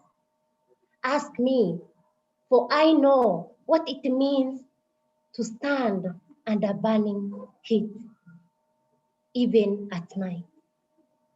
For me, I come from northeastern part of Kenya, Nairobi here. I'm here to study, but back at my home county, I know what it means to feel the pain of burning heat. Have you ever been to somewhere where you don't own a blanket, where you don't know a sweater, for you will never come across any cold season? You want to know the difference between January and July, August and December. It's all the same for you. Such people, the vulnerable communities, are the ones that have to suffer the impact of climate change, while the people, the rich, the so-called powerful, are the ones that are freely moving with their vehicles under the burning heat. They have air conditioners in their house. For the voiceless and the poor do not have air conditioners. They can get cold drink anytime they feel like. But what about the people who don't even have, who cannot even afford 3 meals a day? What about them? What about the young generation who are supposed to concentrate on their studies and get good grades in their academic so that they are able to improve their life? For example, I have been a hardworking student in school, but some of my fellow students thought that I will not be concentrating on my studies if I keep on striking for climate action. But then the question I ask them is, what future am I studying for? If the same future I cannot see it, the leaders have failed us. I'm sorry to say that. They have failed us for number one. When they make policies, they are discriminating. At times they make substandard policies. For example, here in Kenya, some years back, the plastic papers have been banned, yes, but still there are certain types of plastics that are still used. Biscuit wrappings, plastic bottles, and some other plastics are being used. But they say that plastics are banned in the country. Let me take you back to this story. 2 years ago, back at my home county, it was on the August holiday, my grandmother sent me to buy milk for her. She called me when I was at the market and she asked me to buy a liter of milk for her. Then, knowing that the year before that year, plastic papers have been banned, I went to the milk vendor and asked for a liter of milk. I was surprised for her to remove a plastic paper from her bag and put the milk inside. At first, without thinking, I was like, excuse me, aunt, why are you using plastic papers and they have been banned by the government of Kenya? She almost cried. She told me, young lady, listen, reach my age and be in my shoes. You will know the pain a milk vendor goes through when she doesn't get customers. She asked me, do you have a container where I will be able to put this milk in? And I was like, I wanted to give the excuse that my grandmother just asked me to get the milk when I was already at the market, but something touched my heart. I felt guilty. And then she told me she has 6 kids back at home, a single mother she is. And the only source of livelihood is that milk. And I'm like, if now she's not able to get any container, to buy containers so that she's able to sell the milk to the people, and the government has not taken any measures to ensure that these people who cannot replace the plastic papers with anything that is non-pollutant, how are they supposed to survive? I felt her. And at the same time, something came back into my mind. Where is the same government that formulated these policies? They have been banned, yes, but they're still in the country, everywhere. Some people are smuggling them. They have been, no one is taking action against them. Why? Where are the securities or the agencies that are supposed to stop any illegal thing that is supposed to be coming, that is not supposed to come into the country? Where are our policies? Where are our ethics? Why is corruption taking our root? Today, I don't want to any longer speak about planting trees. Yes, planting trees is good, but we need to have a conducive political environment so that we have a better physical environment and social environment. So today I want to raise my voice for climate justice. The viewing of climate change as an ethical and social political issue rather than just the physical and the environmental issue. My sisters and brothers, I know our leaders have failed us. I know we're not getting what we want from them, but is it the time to sit back and just do nothing? Is it the time to give up? Is it the time to keep on waiting for what tomorrow will look like? Or you want climate change to just directly affect you more and more, that you're no longer existing? During the holiday, I came across the story of the late George Floyd. I saw his video clip as he begged for his life. I can't breathe.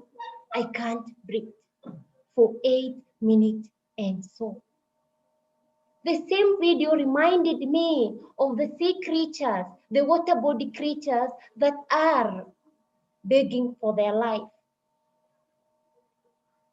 I know human life is very valuable. But injustice anywhere is a threat to justice everywhere. Let us not just concentrate on human life. Let us look at the other creatures as well. I know as a human being, we cannot bear the pain of a scratch. We feel that pain. For you to feel the pain, you have to go through it. But for me, I feel the pain of the voiceless. I feel the pain of the young generation. I am seeing the future of the young generation getting destroyed by greedy leaders and politicians who are not taking any action. And the laws they formulate, they do not even implement it. Let me tell you, why do we have these leaders being so protective about themselves that wherever they have to walk with so many security agencies? You have to stand as civilians there, standing for them to pass across. For me, I see them as the God of this world, the God, because their protection is much higher. Who is protecting them? The civilians, the common people like me and you. Our leaders, we respect you so much, but let us not respect you because you might send someone to kill us. Let us respect you because you represent our voice. Let us respect you because you care about our future, the young generation. You tell us to concentrate on our studies. Why? But you are there depriving us of our future. We come out of school without employment, without conducive environment. Why? Why? I might be born poor, but I have dreams to die rich. But you make me feel sad of becoming rich because the rich out there are discouraging me from even getting any wealth because I know they're going to oppress the voiceless. Every night I get nightmares, seeing the black gases, atmosphere, no social justice. We're not allowed to talk. When someone speaks about the rights of others, the involvement of others for climate action, they have been ignored. But we concentrate on our political interests. Why so? Why? As I said, the politicians, the leaders consider themselves the God of the world. A God does not destroy. A God creates and enhances growth in the world. Peace. A God is that powerful. God creates the universe and gifted it to us. But you, who considers yourself the God of the world, keep on destroying the natural gifted resources. May we all take note of that. And to the youth and the young generation like myself, I want to focus on you as well. We are the young generation. We are the ones that have energy. We are the ones who are gifted with great brains. If the leaders have failed us, let us take action.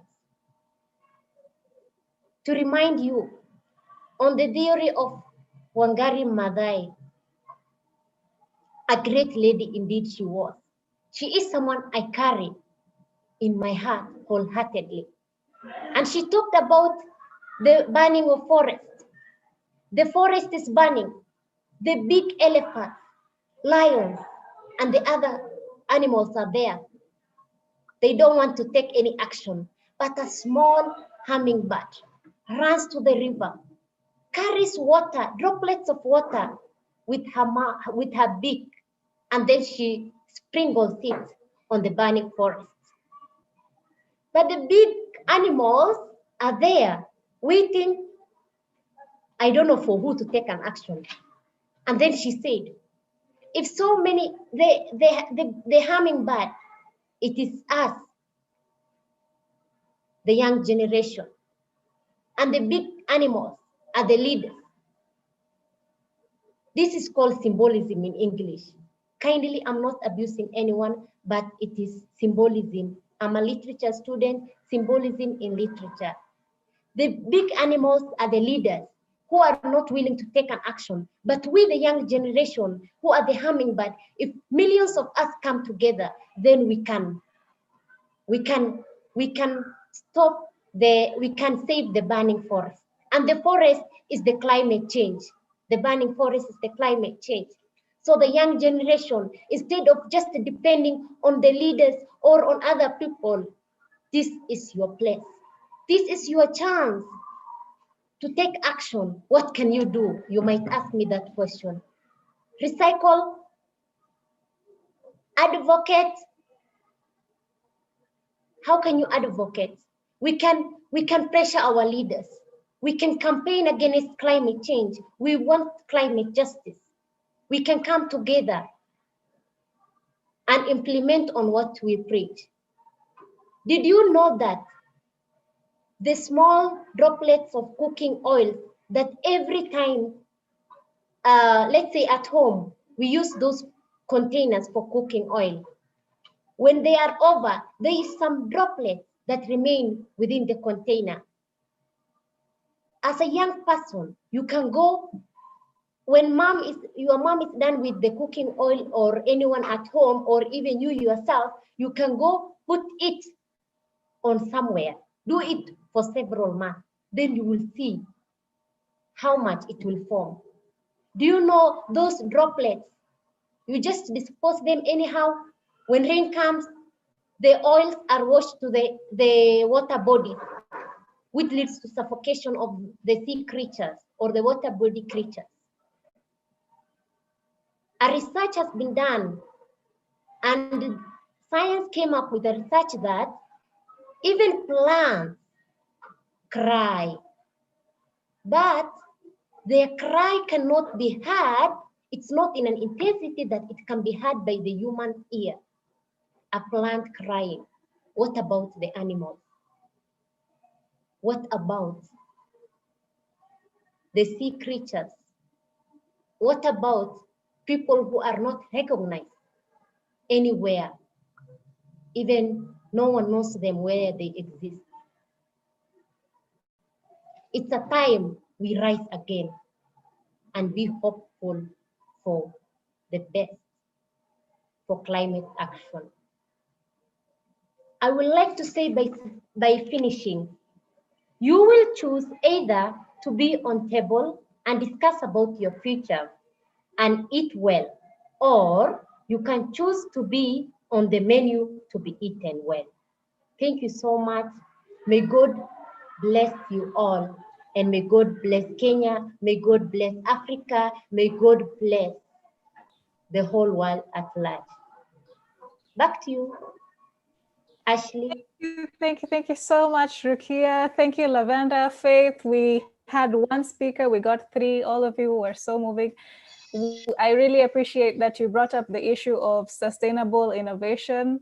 As we continue to switch to non-pollutants, it is very important that we come up with solutions that can replace what we have going on now. Not only should we implement solutions to mitigate the effects of climate change, but we should also innovate to make sure that that transition is seamless.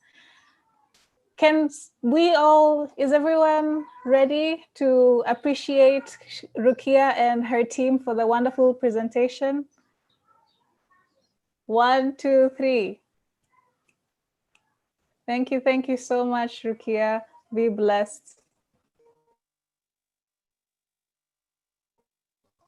I am going to invite little sisters. I know that we are pressed for time, and we are trying our best to really condense everything. So please, if you're called upon, Please try to be fast and help us save time because we're already past our allowed. Little sisters.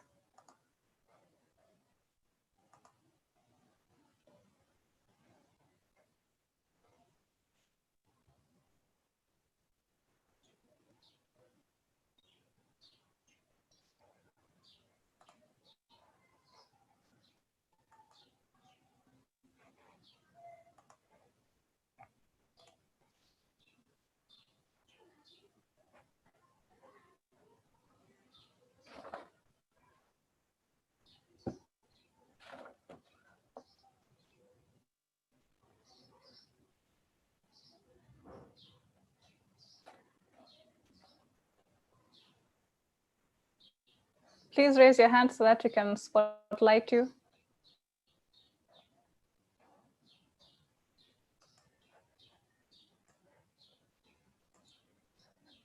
Okay, and unmute.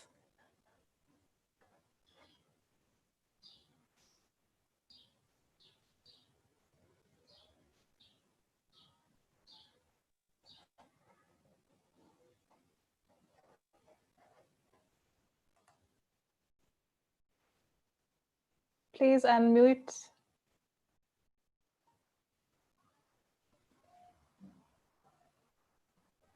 Awesome.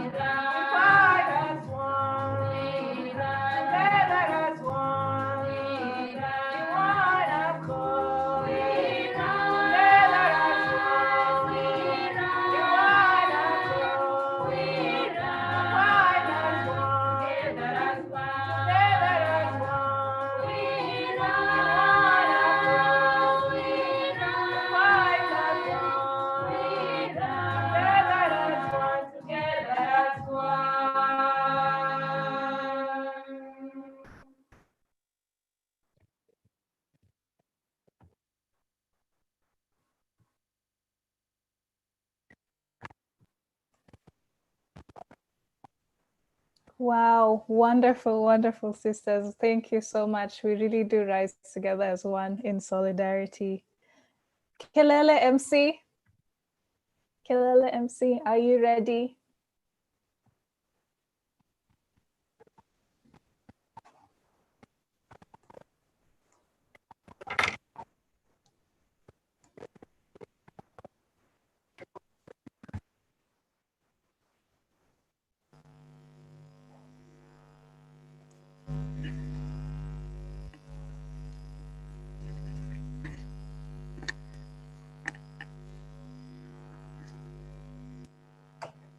Feel free to start, Kelele. Hello, everybody. Am I the only one listening to the echoes? Sister still singing? I don't know. And I'm grateful being here. I have a piece of paper in my hands, and I'm going to read for you this poem.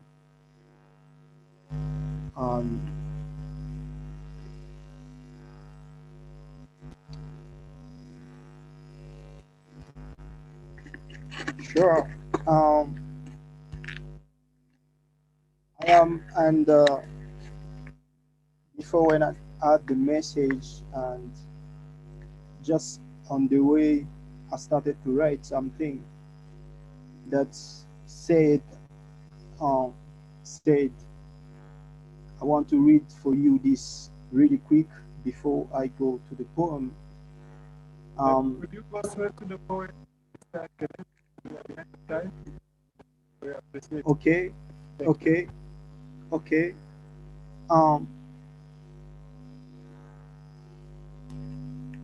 But I'm hearing myself. Are you also hearing the same thing? Voices are coming back to me. No, Kelele, we can hear you loud and clear. All right. Let me go through it. So my poem is called Brooklyn State of Mind. Here it is. For you who never came, you who shine so bright even in days countless nights. You were called black among the whites that colored your light. Is that the reason why when I was a child I thought that the time then the space was occupied only by two colors?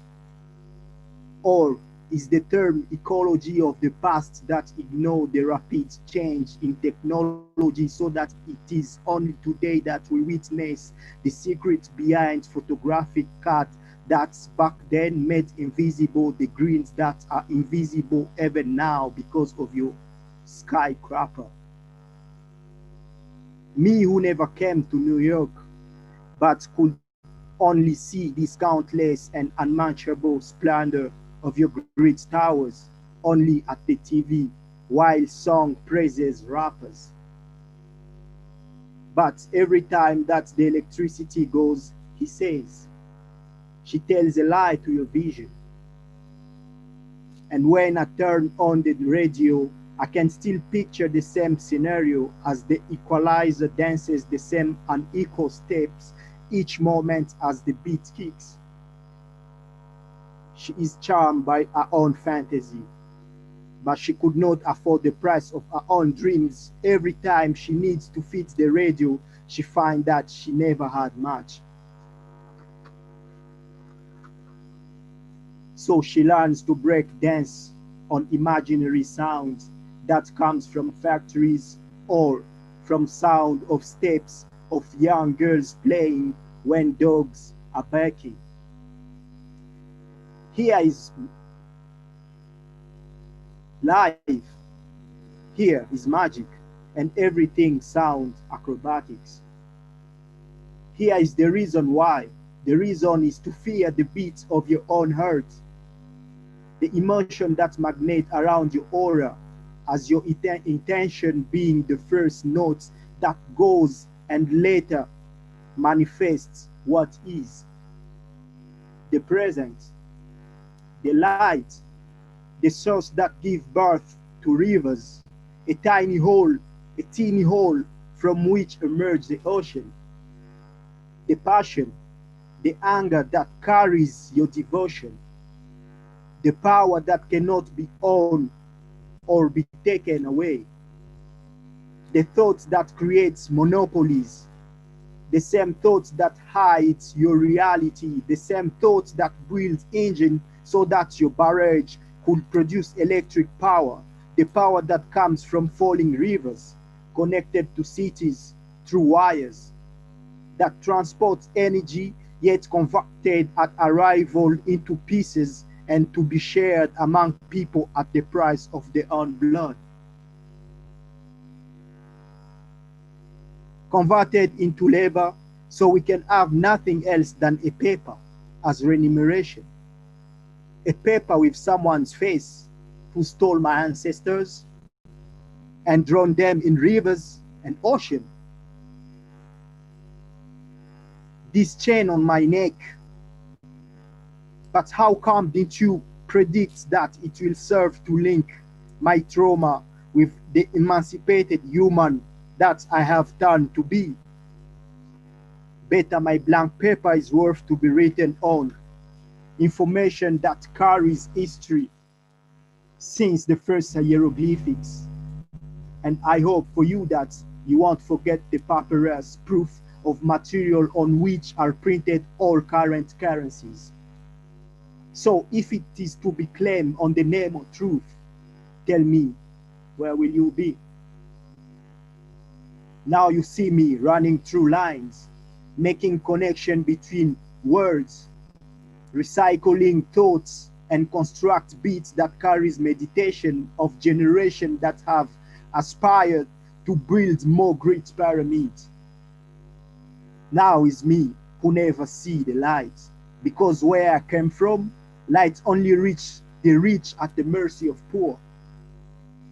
Now it is beyond race, tribe, or ethnicity, countries or states. Today I have witnessed change, which is the essence that gives life to poetry. Now it is not anymore that. It will no longer be the cause of immigration implication for visas. Sorry for your green card. I don't need it. The planet is green enough to keep me breathing and living beyond your expectations. The grass is green on the other side, it seems. The only thing I know, few people have the courage to plant seeds and be patient enough to see them grow. Here comes the danger, but my hands are clean now. They are only dirted by the ground, the clay that claimed the beauty. As I create myself, I come to know why others, why not we, why it is first only me. Thank you all. That was it. Thank you, Kelele. You have given us much to ponder on. Now, please let us appreciate Little Sisters and Kelele MC for message so far by snapping our thumbs. Thank you. Appreciate. Can we please have Daniel Nduva with a spoken word?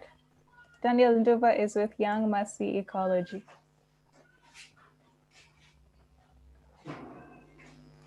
Okay, let me spotlight your video. Please unmute.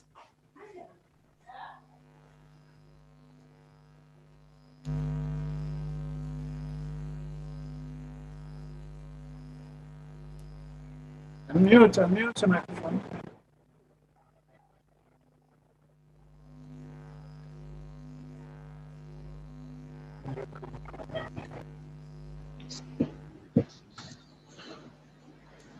Yes, hello everyone. Yes, I'm Daniel.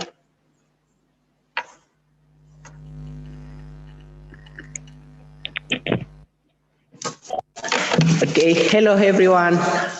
I'm Daniel Nduva from Young Mercy Ecology. Here I have a poem. I start. Climate justice, the voice of shame and fame.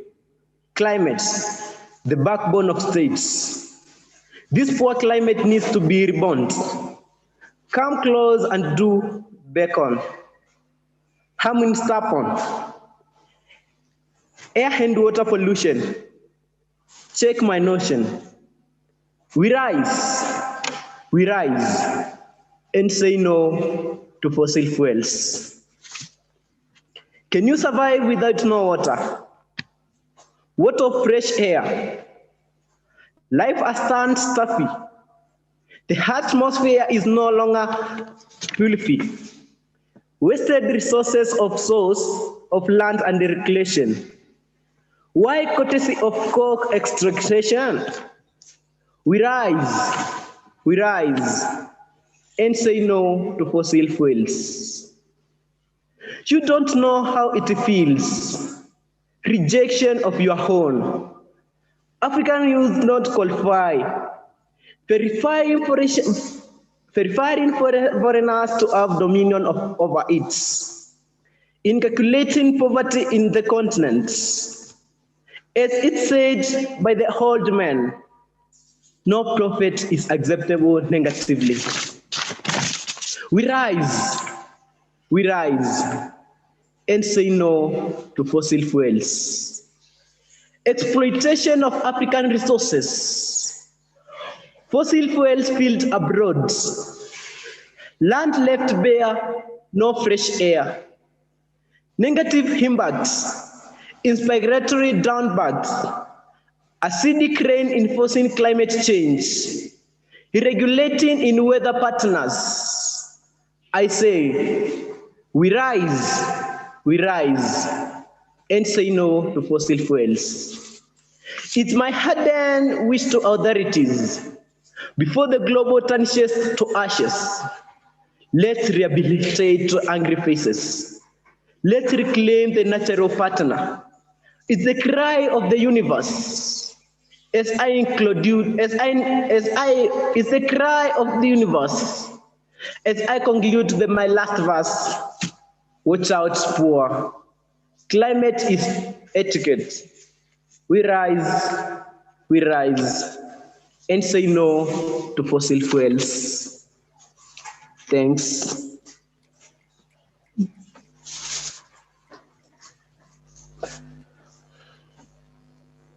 Please join me in snapping for Daniel. Thank you so much for that wonderful presentation. Gloria Wambua, you're up next. Someone just photobombed you, Daniel.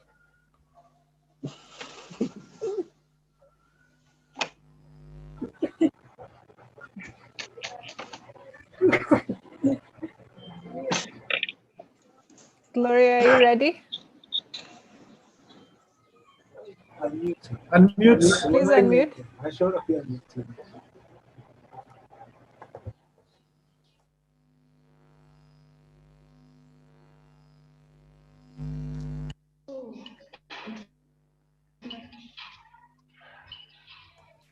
Gloria, please unmute.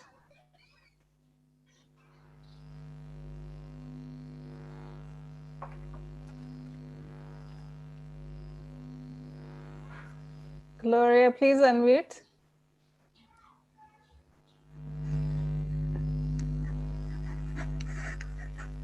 Oh, I'm trying to ask you to unmute, yet it's still not working. Okay. I'm sorry, it was the host, but it's okay. My name is Gloria Wambua.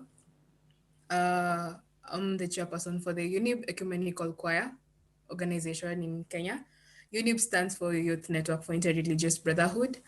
And today, as a show and as a proof of solidarity with the Laudato Si, as I am an animator myself, I think that today is a very special day for our young girls and boys who have showed us how they feel about the concern about our environment in this country. And it's really nice to see from Huruma Girls and Shauri Moyo and from the poets, and I can only just summarize all what they have said. I personally think that we have a role to play in ensuring that we come out from this devastating point of our lives. We can't be the leaders of future, yet we have no future to be leading to, you get? And it's something really concerning when the leaders or our political leaders whom we have elected or whom our parents and our grandparents and our ancestors have elected are using the same whip.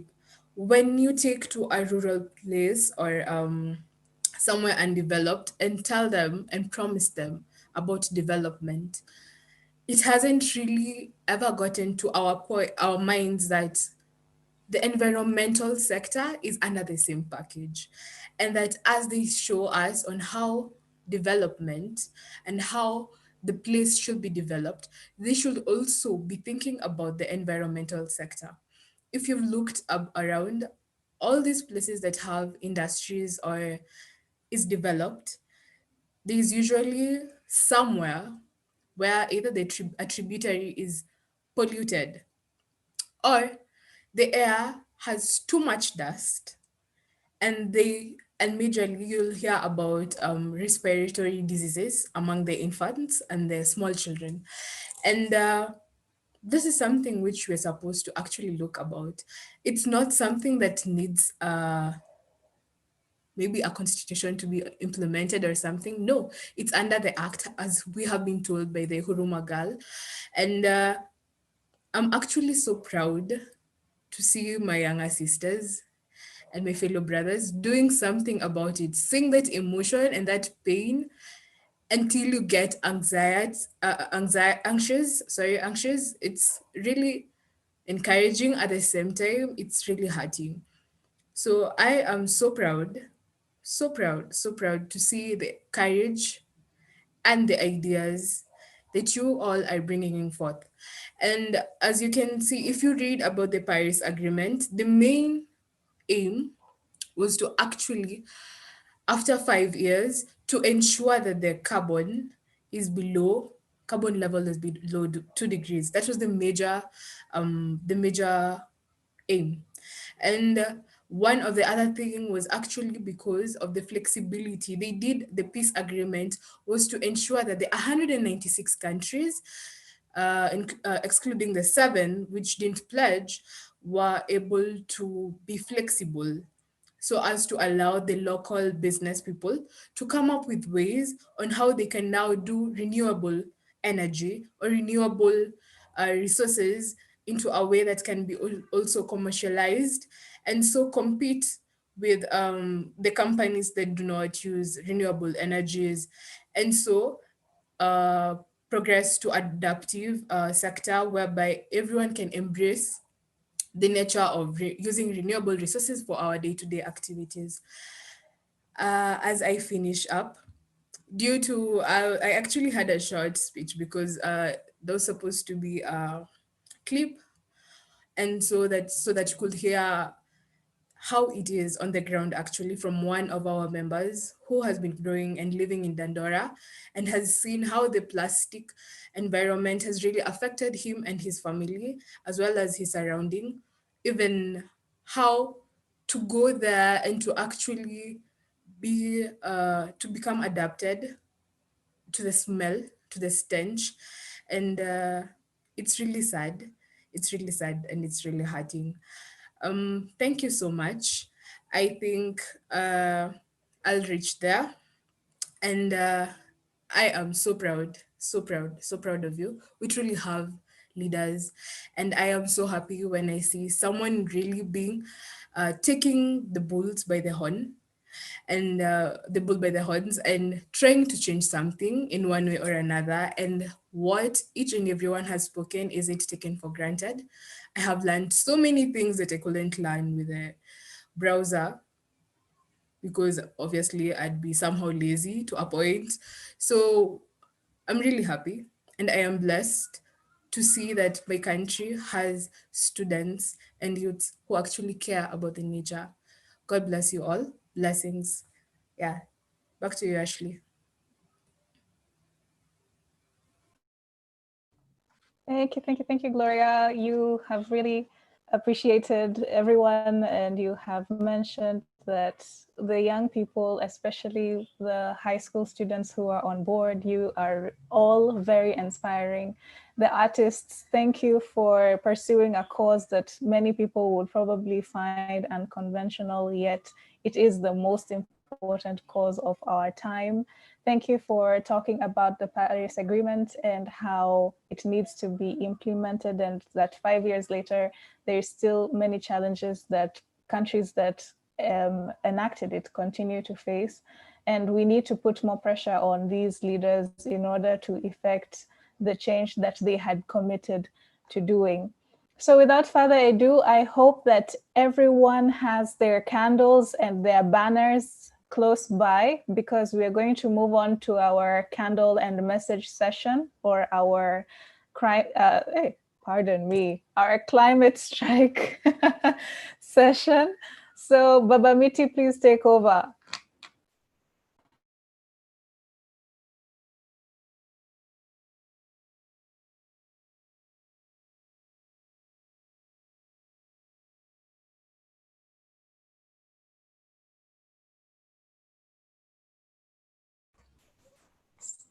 Thank you so much.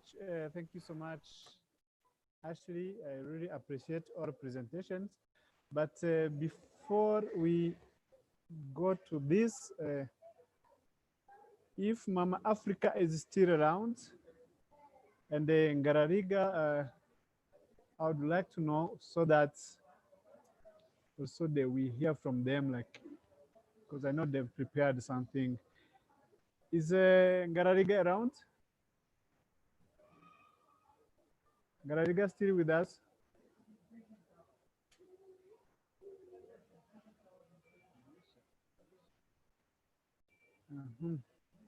Okay, I know they will come back.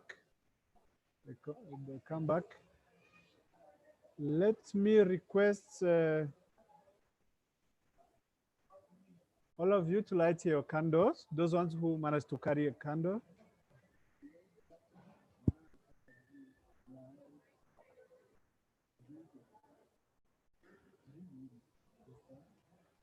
For the message of today, as we're gonna rise, I would like you to unmute your microphones all, so that you'll be responding, we rise again. Can you say that? We rise again. We rise again. We rise again. I want to hear from you all. We rise again. Oh. 1, 2, 3, go. We rise again. We rise again. Rise again. Candles. Solidarity with all victims of climate crisis. Kenya,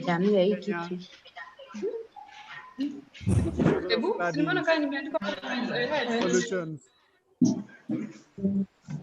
And for this, we rise again.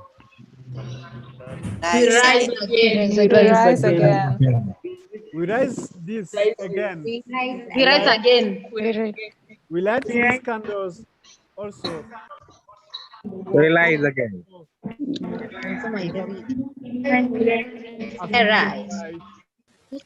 Climate crisis, those ones who got pneumonia, those ones who got asthma, those ones who got TB. And as you know, these are people who have been very affected by COVID-19. Because COVID-19 is people who are vulnerable. For them, we rise again. We rise again. We rise again. Rise again. Rise again with one common vision. We rise again. Say that no more want fossil fuel in Kenya and Africa. Rise again. Rise again, asking to stop fossil fuel, to phase out fossil fuel. We rise again. We rise again. Rise again, asking government Rise again. agreements to honor their words. We rise again, asking to think about the future. We rise again, asking our leaders to think about the future young generation. This we rise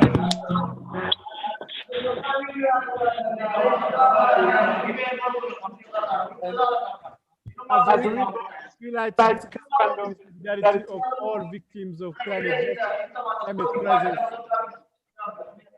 and COVID-19.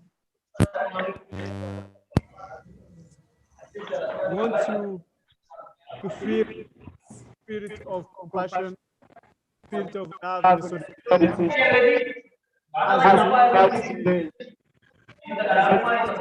Journey after the failure of implementing Paris Agreement by our government, we rise again to declare climate emergency. Rise again. We rise again. We rise again. Thank you. I would like now to give your message on a paper. Raise it. If you don't have it, keep your candle. If you don't have a candle, take anything or raise your hand. So the message I preach today. Thank you so much for carrying this message to tell the world leaders that poor have no place. Africa, in our communities, in our society. Tell our leaders that fossil fuel has no place in our dream, in our project, in our future. That we want to go green and clean, that you want a free fossil Africa. Thank you for joining with this message from all over the world. I appreciate the solidarity we are bringing together in building this better world. Thank you, young people from all schools, Shauri Moyo, Garariga, Huruma Girls. Thank you, Young Mercy Ecology. Thank you, Youth Network Initiative for Inter-religious Brotherhood. Thank you, the Catholic University of Eastern Africa. Thank you, Little Sisters of St. Joseph. Thank you, people from Tanzania, Dada Rehema and the team, King Arnold and others. Thank you, people who are joining from Mozambique and Zambia. Thank you, Father John Masumbuko, who taught us this movement of standing for social justice,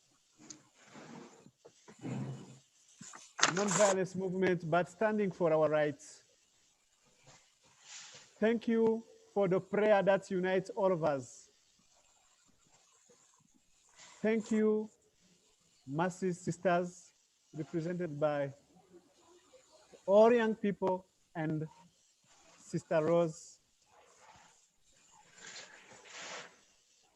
Thank you for the great message you are showing to us, Mama Africa, all the way from Adare. Thank you for joining us in this great movement. Thank you, 350 Africa, for this great support and movements you are building in Africa. We thank you all for the spirit of love and building greater future. For all of this, I want you to repeat again that we rise again. We rise again. We rise again. We rise again. We resist. We rise again. We rise again. And then we rise again. After me, we resist. We resist. I want you to repeat after me. That's no fossil fuel in Africa. No fossil fuel in Africa. No coal in Africa. No coal in Africa. We want a just recovery. We want a just recovery. We want a just recovery. We want a just recoveries. Thank you so much. But before we invite somebody to give us a blessing, I'd like to appreciate our moderator today. Ashley, to come back to you. But if we want leaders of integrity of climate action. Wonderful. Wow. Good. May we invite Father Joe Masumbuko, if he can speak to us, just bless all children who are here.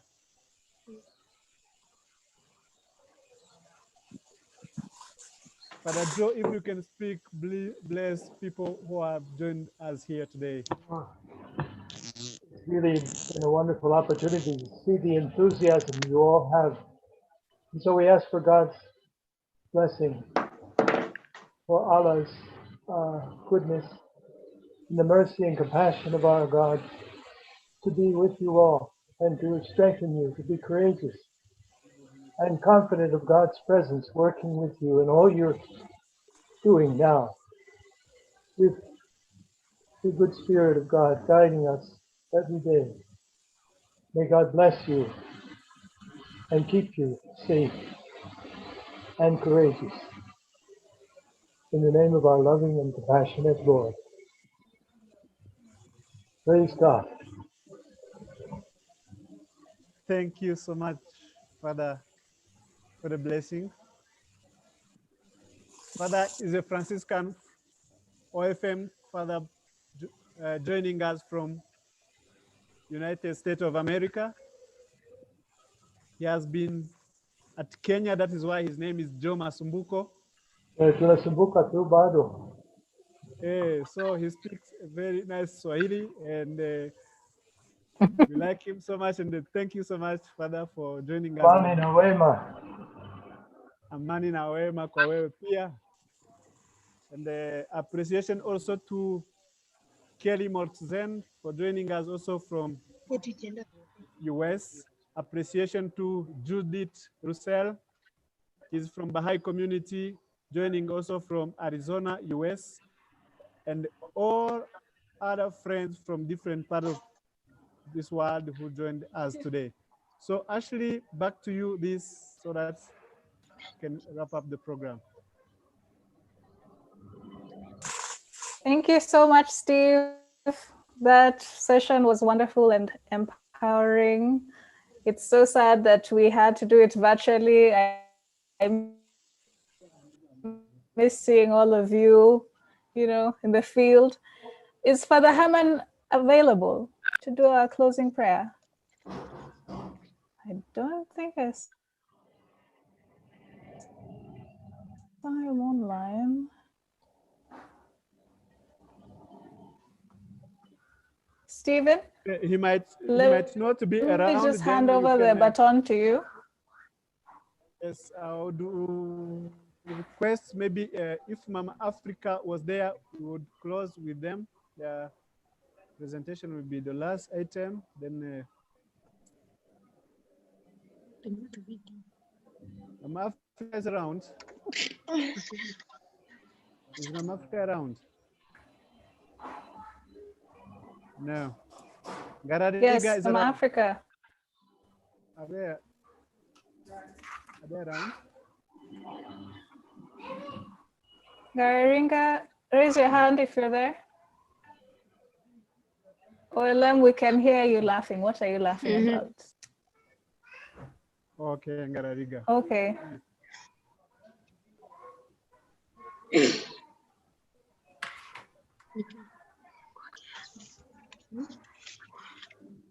human activities include the release of harmful gases from industries, causing the destruction of the ozone layer, and this causes acid rain. And the resolution to this is the recycling of these substances to avoid climatic deterioration. The agricultural fertilizers that we use, when they use, they fill the air due to wind, and whenever it rains, they flow into the rivers, causing diseases to people who consume the water, and can be resolved by using biological methods, e.g. use of manure. Vehicles release the gases because most of the times people want to travel in private cars, and it can be controlled by public transport using matatus, all of us, and we are going to minimize the pollution. And the last one is burning papers and plastics, causing pollution to the environment, and it causes breathing problems, and it can be resolved by reusing papers and plastics. And also avoid cutting trees so that our environment will look good, and we are going to conserve even the sources of rivers. That's all we have for today. Thank you. Thank you so much. Thank you. All right. Mama Africa, they are not around, so we don't want to be unjust to any of us. We've already gotten blessing.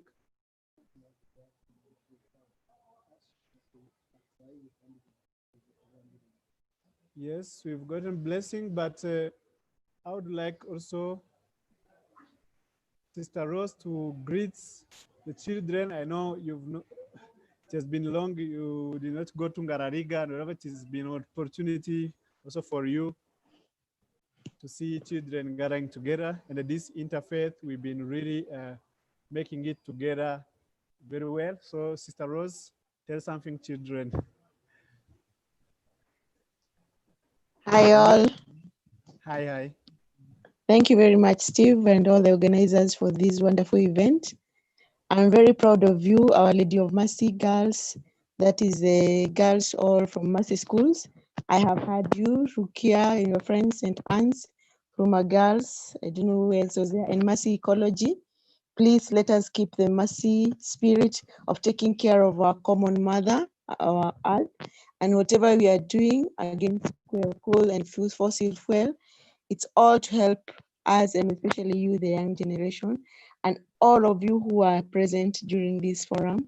I think it's a real important thing that all of us, like the hummingbird, we do the little we can, in spite of everybody else not doing much. If we all sit down and look at one another, then it would be very dangerous. So let us strive to do good today in a little way, and we believe that if everybody does something, even that little will make a difference. So God bless you all. Our Mercy's associated schools, we have actually been meeting. So I've been to Ngarariga recently. Tomorrow we are going to Huruma. So Huruma girls, make sure we meet, and congratulations all of you. And let's keep our schools clean, and not only our schools, but even our hearts, and especially the care of our Mother Earth. Thank you all, and God bless. Thank you, sister. Ashley, are you able to play a video so that we close this session in a reggae style, maybe? I'm seeing many of us here, Rasta men are requesting that. Okay, let me see. So share. Can you guys see my screen? Yes, though, or there is. Yes. Yes. Okay, wait. One moment, let me open the video first.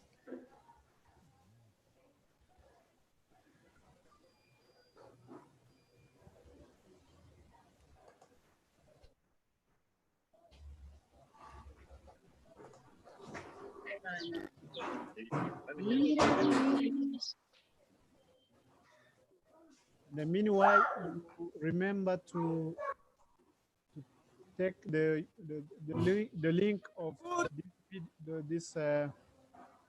this event of today. It is in chat box so that you can share it with friends. Yes. All right. Did you hear the sound? Yes, but you've not yet played. Play it. Le pleurs de la terre, au secours, sauvez-le pour la gloire du Seigneur. Nuevo llamado urgente.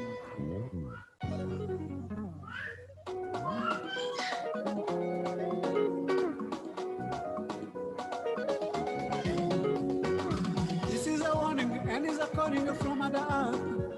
Our common home is falling apart, is on fire. Climate change is a modern day spiritual challenge. Grazie Santo Padre Papa Francesco per Laudato Si. Laudato Si, celebration. Laudato Si, oh mi Signore. Laudato Si, celebration. Laudato Si, oh mi Signore. Laudato Si, generation. Laudato Si, oh mi Signore. Laudato Si, celebration. Laudato Si, oh mi Signore. Laudato Si, generation. Laudato Si, oh mi Signore.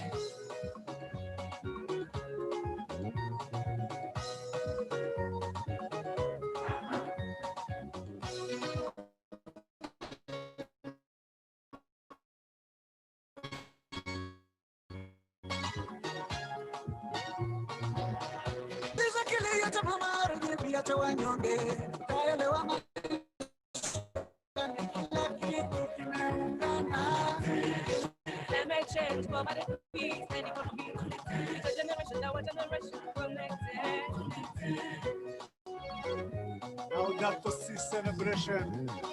Laudato Si celebration. Laudato Si, oh mi Signore. Laudato Si, generation. Laudato Si, oh mi Signore. Laudato Si, celebration. Laudato Si, oh mi Signore. Laudato Si, generation. Laudato Si, oh mi Signore.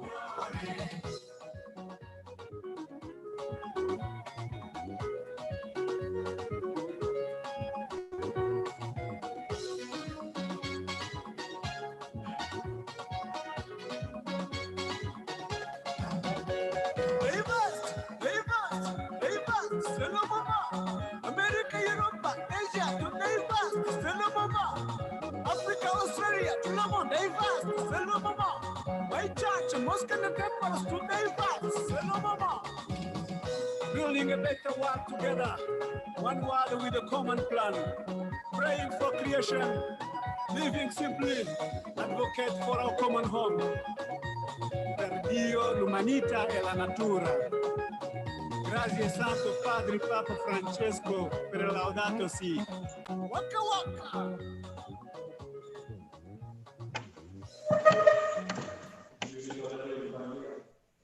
Yeah?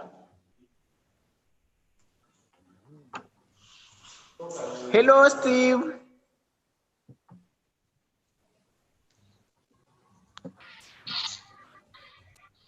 Thank you, Steve. Steve, please unmute. Bye. Bye, Steve. Bye, Steve. Bye, everyone. Bye, everyone. Steve, bye. Bye, everyone. Bye, everyone. Bye. Thank you so much. Bye, and thank you to Steve and all. Thank you very much. Bye. Bye. Bye.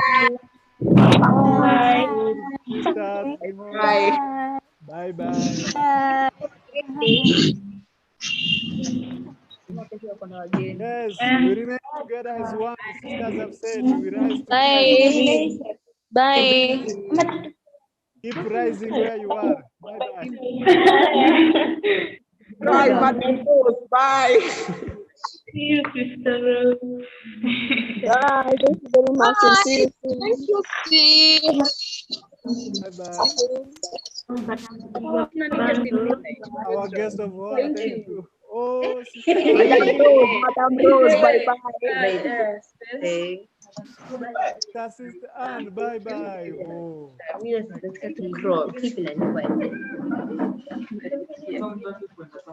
you and your team. Well done. Congrats. See you soon. Thank you, Daniel from Young Mercy. Thanks. Merci, merci beaucoup, merci. Wait, Catherine,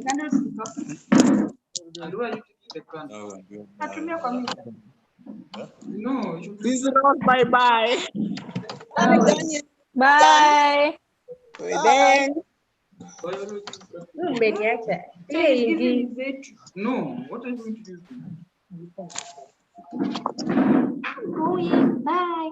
Okay, imagine you can't go.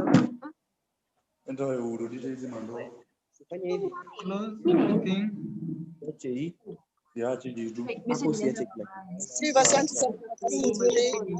Thank you. Charla, turn on your video. She's left. Farida, turn on your video. Bye-bye. Bye.